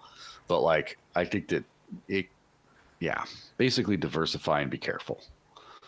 But yeah, I mean, that's where you say like they are getting a few converts. That's been really interesting to watch, because some of these more hardcore BTC guys have they do this little like hybrid maximalist thing, but then they're also really big on Monero because the community fits with them so well. They can have that same dogmatic approach of just, no, if it's not, it's just the opposite of, it's got to be digital gold, it's got to be number one, it's got to be the original virgin birth Satoshi coin. That just becomes, no, it's got to be the top privacy used on darknet markets. That's the only thing that shows real usage, and I don't care who says otherwise. Like, it's the exact same attitude. So while that's got them some converts, I, in a sense, feel like it might even be a step back for them, because if you ask me, and of course they're not, and they're free to do it however they want to do it, that what they need is to actually chill out a bit. They need to get a bit smarter, basically, rather than more aggro and more single-minded. That's really not going to do them too many favors, but, you know, whatever. That's how they want to do it. I do agree, and to their credit, in the last couple of years especially, there's been a lot more reasonable people who've been big into Monero, who've gotten into there. There have been a lot more spending tools. It used to be a nightmare. There used to be even no mobile wallets for many years because they couldn't figure out the tech, and then there was no way to spend it. And then now there's like a few gift card dealers and some other places like that. There's like some stuff you can do. I haven't confirmed exactly how, but I do know of a couple people who live unbanked off of Monero, supposedly. And so it's like come some decent ways. And it's, just the aggro side. Like at some point you have to pick a street. Are you going to become money for the world? Or are you going to become money for criminals who want to get arrested? Not even money for criminals, but money for the arrested criminals. They always say, oh, but Monero's, it's for anyone, not for everyone. And they're like proud of the fact that their community will drive away anybody who is not like a single-minded, agreeing with them on everything. And their only strategy, I'm not saying that, being insulting or mocking or bullying people isn't effective, because it is. But if that's the only arrow in your quiver, you're only going to get so far with that. So that seems obvious to me. But everything has everything has like a risk. And like we saw this with the El Salvador situation, where the maximalists worked with people from like the Litecoin Foundation and other places to get the attention of the government and get this deal done. But then they cut everyone else out at the last minute, stabbed them in the back. The Litecoin handle was flying off the handle for a while, posting receipts, posting letters from the El Salvador government about how they were working together, like all the receipts that Jack Mallers and the other people stabbed them in the back. And so now no one's doing Bitcoin. Even if Litecoin doesn't like Bitcoin anymore, that's the last friend they had, right? Now it's like done. And so the same thing with like the Monero people beefed hardcore with the Dash people in the early days. And like I remember getting death threats and assassin crowd funds to try to take me out and shit like that in 2016. Like I'll remember those wild days. But then when Zcash came out, that became the number one recipient of the fight. And for a while, the Zcashers were a little like more chill about it. And but then after just so much fun and it's like a Zionist backdoor coin, that this and that, all this nonsense that you see out there. Now they got a bone to pick. Now I've seen the Zcash community not be very gracious about this. I've seen them go out there and be like, see, look, you're going to get wrecked. You're going to get... And like, I don't think that's necessarily the right way of doing things, but at the same time, I understand their frustration. So I don't know. It depends. Like, here's the thing. I think Monero's probably going to be okay long-term, because I think they have enough usage, enough people, information spreads slow enough, etc., to where they're going to be fine while the upgrade gets created. And once it does get launched, then off in the clear again. Fantastic, top of the privacy coin pile again. But there just will be people who are not all right in the meantime. And I just want those people, like if people are, dumb criminals, I guess they get caught, whatever. But I don't want people in like, countries where some of the like free speech or funding a dissident movement could get them in big trouble. And they're like, well, Monero's going to protect me. And they don't understand how to mitigate some of these problems and they could get hurt. And so here's what you got to do if you use Monero and want to have maximum privacy. And again, credit to Duke for all this for getting this out. You receive everything into one wallet, and then you send to your sending wallet and spend out of there. Just by using two wallets, something way the ring signatures interact with each other increases the decoy set to where now you're not like able to be narrowed down to that basically one person. It's like you get protection. And so that seems pretty easy, right? You withdraw from the exchange or whatever, or like you just give one person like, here's my receiving address. You get paid in here and you send to a different wallet, and then that's the one that spends. And if you just do that, you're going to be probably fine for the time being. So tell that to the Monero person in your life, and there you go. Yes, well, if any of them are watching this show, well, that's why I found it so ironic that they were getting riled up with us, because it's like I think it was in the listener survey, wasn't it the number one coin that people held beside BCH? I think just barely ahead of ETH and BTC from the last year. So there you go. I'm sure we have a lot of Monero interested, Monero curious listeners that would be well advised to maybe look into that a little bit more. Well, it's sort of like the last word on that whole thing is, it's a constant cat and mouse game. Everyone's going to need good privacy in the future. And at some point I should have someone on my show to talk about different privacy approaches. But like Ethereum already has like ZK privacy if you use the Railgun contract, for example.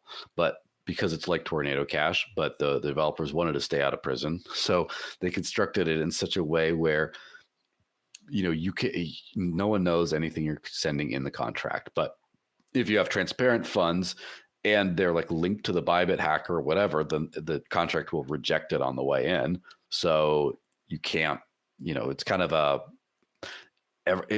no one who's using it can be censored, but if you're known to be this or tainted funds, they can't go in. So it covers the asses like both ways.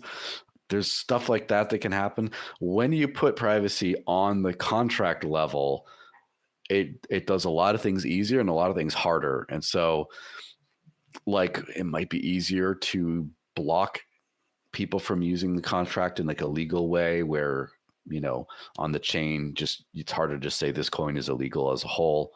There might be some ways you could monitor and block inflows or outflows.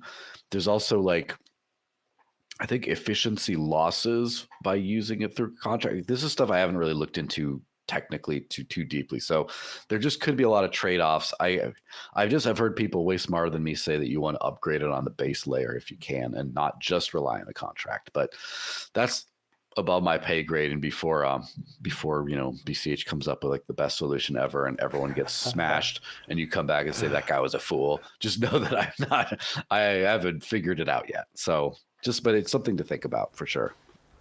All right, couple of last quick little things as we're getting towards the end of the show. We got Cauldron have raised $3 million at a $20 million valuation. So shout out to them. Good stuff there. And it's nice to see some big money starting to slowly figure its way into the BCH ecosystem. We got to do a lot more of that. We got to get a lot better at pitching VCs and all that. But like all the things we've talked about on this show are basically helping BCH in that arena in terms of the public perception has improved massively, and as well as the coordination and momentum of the community. So I think we're looking good here. And also Blockstream have started raising $1 billion. They recently did 200 million. They're now going for the big 1 billion. Of course, they will have some kind of fake cover story about what that's going to be spent on. But the reality is it's basically going to be spent on stalling any further progress, especially at the protocol layer. So I I tweeted Eric Wall and said, man, you raised 30 million to try and get OpCat in, and now Adam Back has raised $1 billion to stop you. That's pretty unlucky. And he replied with a clip of Adam Back saying, talking about OpCat. Maybe we should even find that, chat. I don't know if you can quickly find that, but it's Adam Back doing his classic move where he kind of says, oh, yeah, there's some good things about OpCat, but there's some bad things too. So I don't know. He just does his classic move of, I'm on everyone's side and no one's side. Let's just delay things and see how they work out. So I don't like Eric's odds there of getting this $1 billion to help him out. What do you think? I would love to know Blockstream's financials. Like, is it a business? There's a local chicken shop close to me that is so unbelievably bad that I can't. And the median customer age is 93. I cannot imagine they're still in business for anything legitimate, but they haven't gone under. So I believe they must be a front for something. And that's kind of what Blockstream is. Like, does anyone pay them money? Do they have any paying customers? What do they do? Who gives them money? Like, startup capital isn't money. Like, who gives them business? So, and obviously you could say all this stuff about, oh, we have this massive product roadmap and this and that, and get this big influx of money one time. But then the second time, now it starts to look a little more shady. It's like the Patriot Front, like, who are these guys here? It's a little weird. Yeah, all right. I found the clip. Hang on. Let me just send you this one, chat. This is a classic of. I mean, I was actually mind blown that he thought that this supported his point, really, which as time goes on, I'm just increasingly convinced of how out of touch and unaware all these guys are. So so he said Taproot Wizards handshake, OpCat handshake with Blockstream, and this was his supporting evidence. On a scale of 0 to meow, how much do you love cat? OpCat. I wish Udi was here for this one. I guess the argument in favor of cat is that it has no design parameters, so there's less bike shedding, so it might get done sooner. So one argument is start with cat and then see what comes next, which probably means stop with cat as well. Right? Ha ha ha ha ha ha! I've conveniently avoided taking any position. Gave a weak positive reason, a weak negative reason, no commentary of his position, and nothing that could ever be pointed to say you're just gaslighting and delaying us, which is the whole point, is what it is. So, anyway, good luck to them with that. Any final words on that before we power through? Yeah, just like at some point, like. Obviously, I was an early adopter of leaving the BTC fold, right? 2016, as it turns out. So 9 years ago, almost.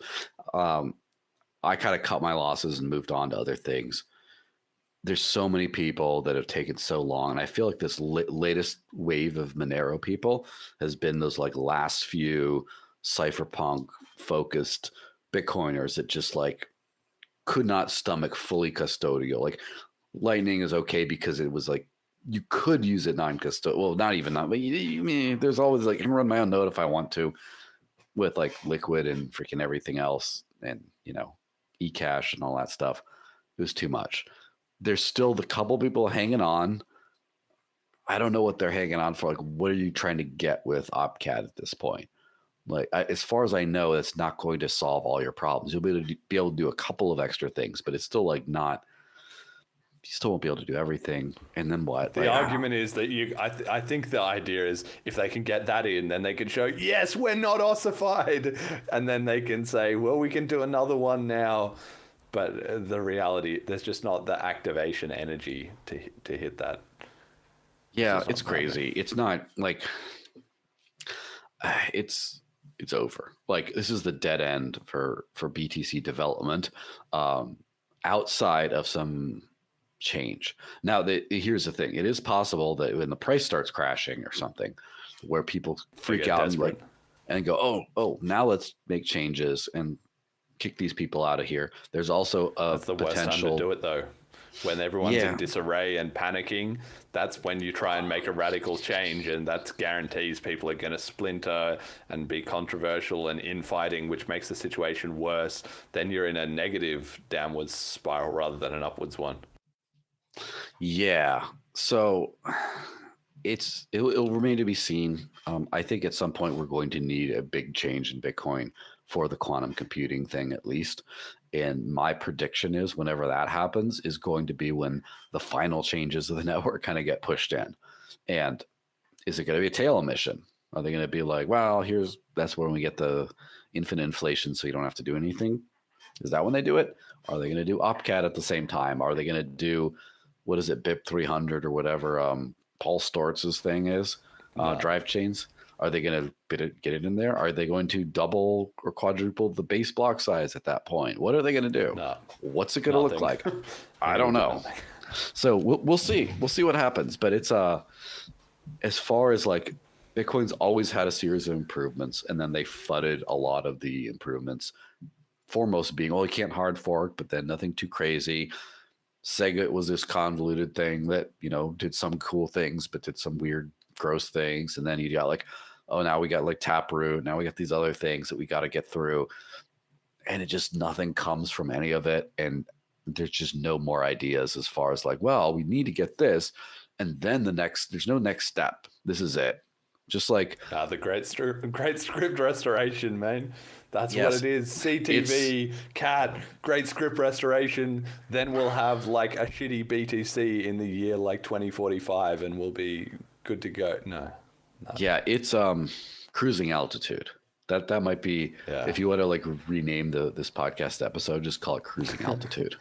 Because it's not like that's what the end of the road looks like. It's not the end of the road where you just like hit it and you die. It's just like now you're here and you get to fly across the Atlantic with this, and then eventually you got to go down a little bit, I guess.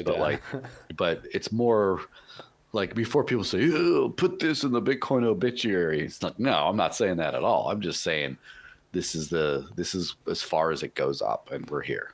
But price wise, it might go up more. 120K by the end of this year or early next year, maybe. What do you think? Do you think it'll get that high? Well, I predicted on that even 100K would be a stretch for this bull run. We made it to 108, but if all the momentum dies off from here, I won't be at all surprised, and I'll feel super vindicated. So I'm hoping not. When is Sailor gonna rug? That's what I want to know. It'll be at the worst possible time too. It'll be right after the quantum thing becomes controversial or something like that. Yeah. In 11 months, let's say. 10 months, 11 months. No. He's got another year or two left in him, I think, at least. All right. Quick announcement to go on TapSwap and buy your BLISS 2025 ticket. It's now in a little over 2 months. Also, make sure to prep yourself for the 15th to do a bank run. That's going to be hype. And message to the community, Joel. I know we can't really talk too much about BLISS because we've already run a bit over time. I know you're not going to be there because you already had so many other conferences and you're sort of obliged to as part of being a Dash. So anyway, that's as far as that goes. But as always, you get a message to the community. What do you think the BCH community needs to hear? We've touched on quite a bit, actually. So a few different angles you could go for this one. Yeah, start living on crypto. I know it's easy to get caught up in all the other stuff around there, but start using it as money, start getting in the trenches. And yeah, it's never been easier to live on crypto than right now. And it's never been more under talked about at the same time.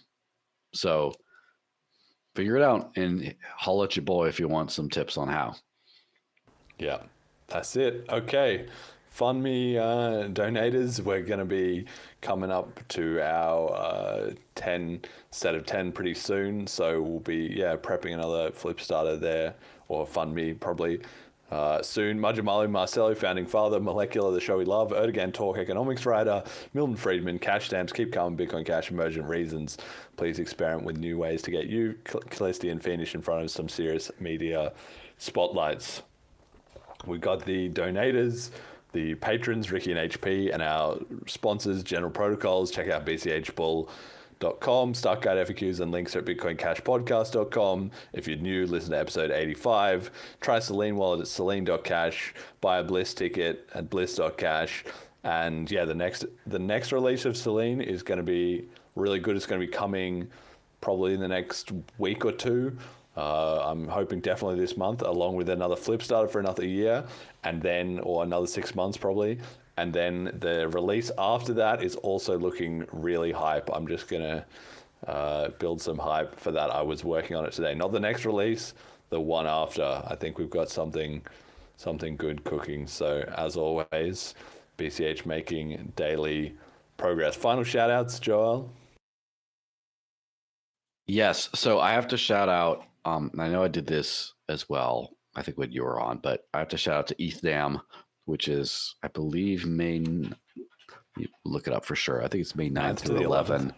Yeah, 9th through 11th in Amsterdam. I will be there for that. A lot of cool people will be there for that. It's a great conference. If you are a Bliss person, you should definitely try to make it a 2-conference thing. I mean, I don't think that Amsterdam's very, very far away. Roll right one into the other.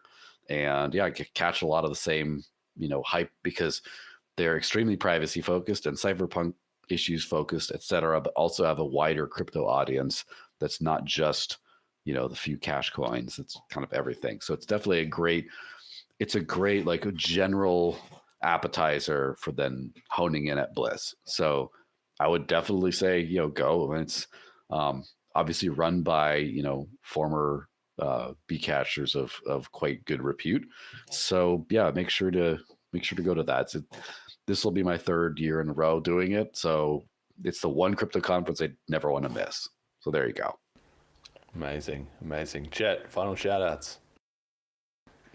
Nothing. Okay. And my final shout out will go to, Callisti. He's been putting in a ton of good work on Selene. So that next update, not the one that I was hyping up, but the next one that's coming has a ton of performance fixes, a couple bug fixes, and cash tokens, which we have been promising basically since we released it on the day that cash tokens launched. So we got there in the end. That'll be coming very, very soon, and everyone can be trading around their cash tokens with Selene, and then we'll build up. We're going to need to do a follow up to get in Wallet Connect and maybe a Cauldron integration, different things like that. But I'm really pleased with the speed that we're coming on. So look out for our flip starter that will be coming for that, and prep yourself for the bank run, because I'm going to be so unbelievably excited if we do it, and then we pump another couple of market cap ranks. That will almost have me believing. If we can do it twice in a row, we're going to have to knock out 4 or 5 before I'll really believe. But if we could do 2 in a row and just prove that it wasn't just a coincidence, price is set at the margins, so I can believe it. All right, that's it. Thank you all for listening. Till next time.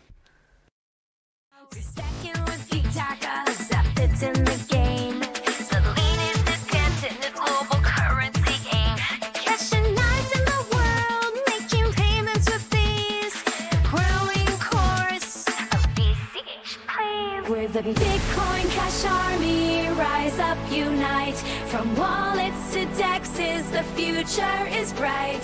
Flip starter, fund me, funding what's real. BCH bulls, got your hedging deal. Gurus with vision, price music predict. Badger, start staking, unlock with a click. Cauldrons brew and trace, no middleman fees. Raw cash with rights.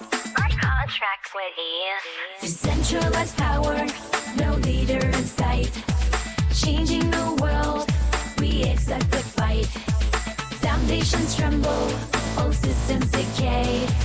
Bitcoin Cash is paving the way. We're the Bitcoin Cash Army, rise up, unite. From wallets to dexes, we're ready to fight. The BCH podcast.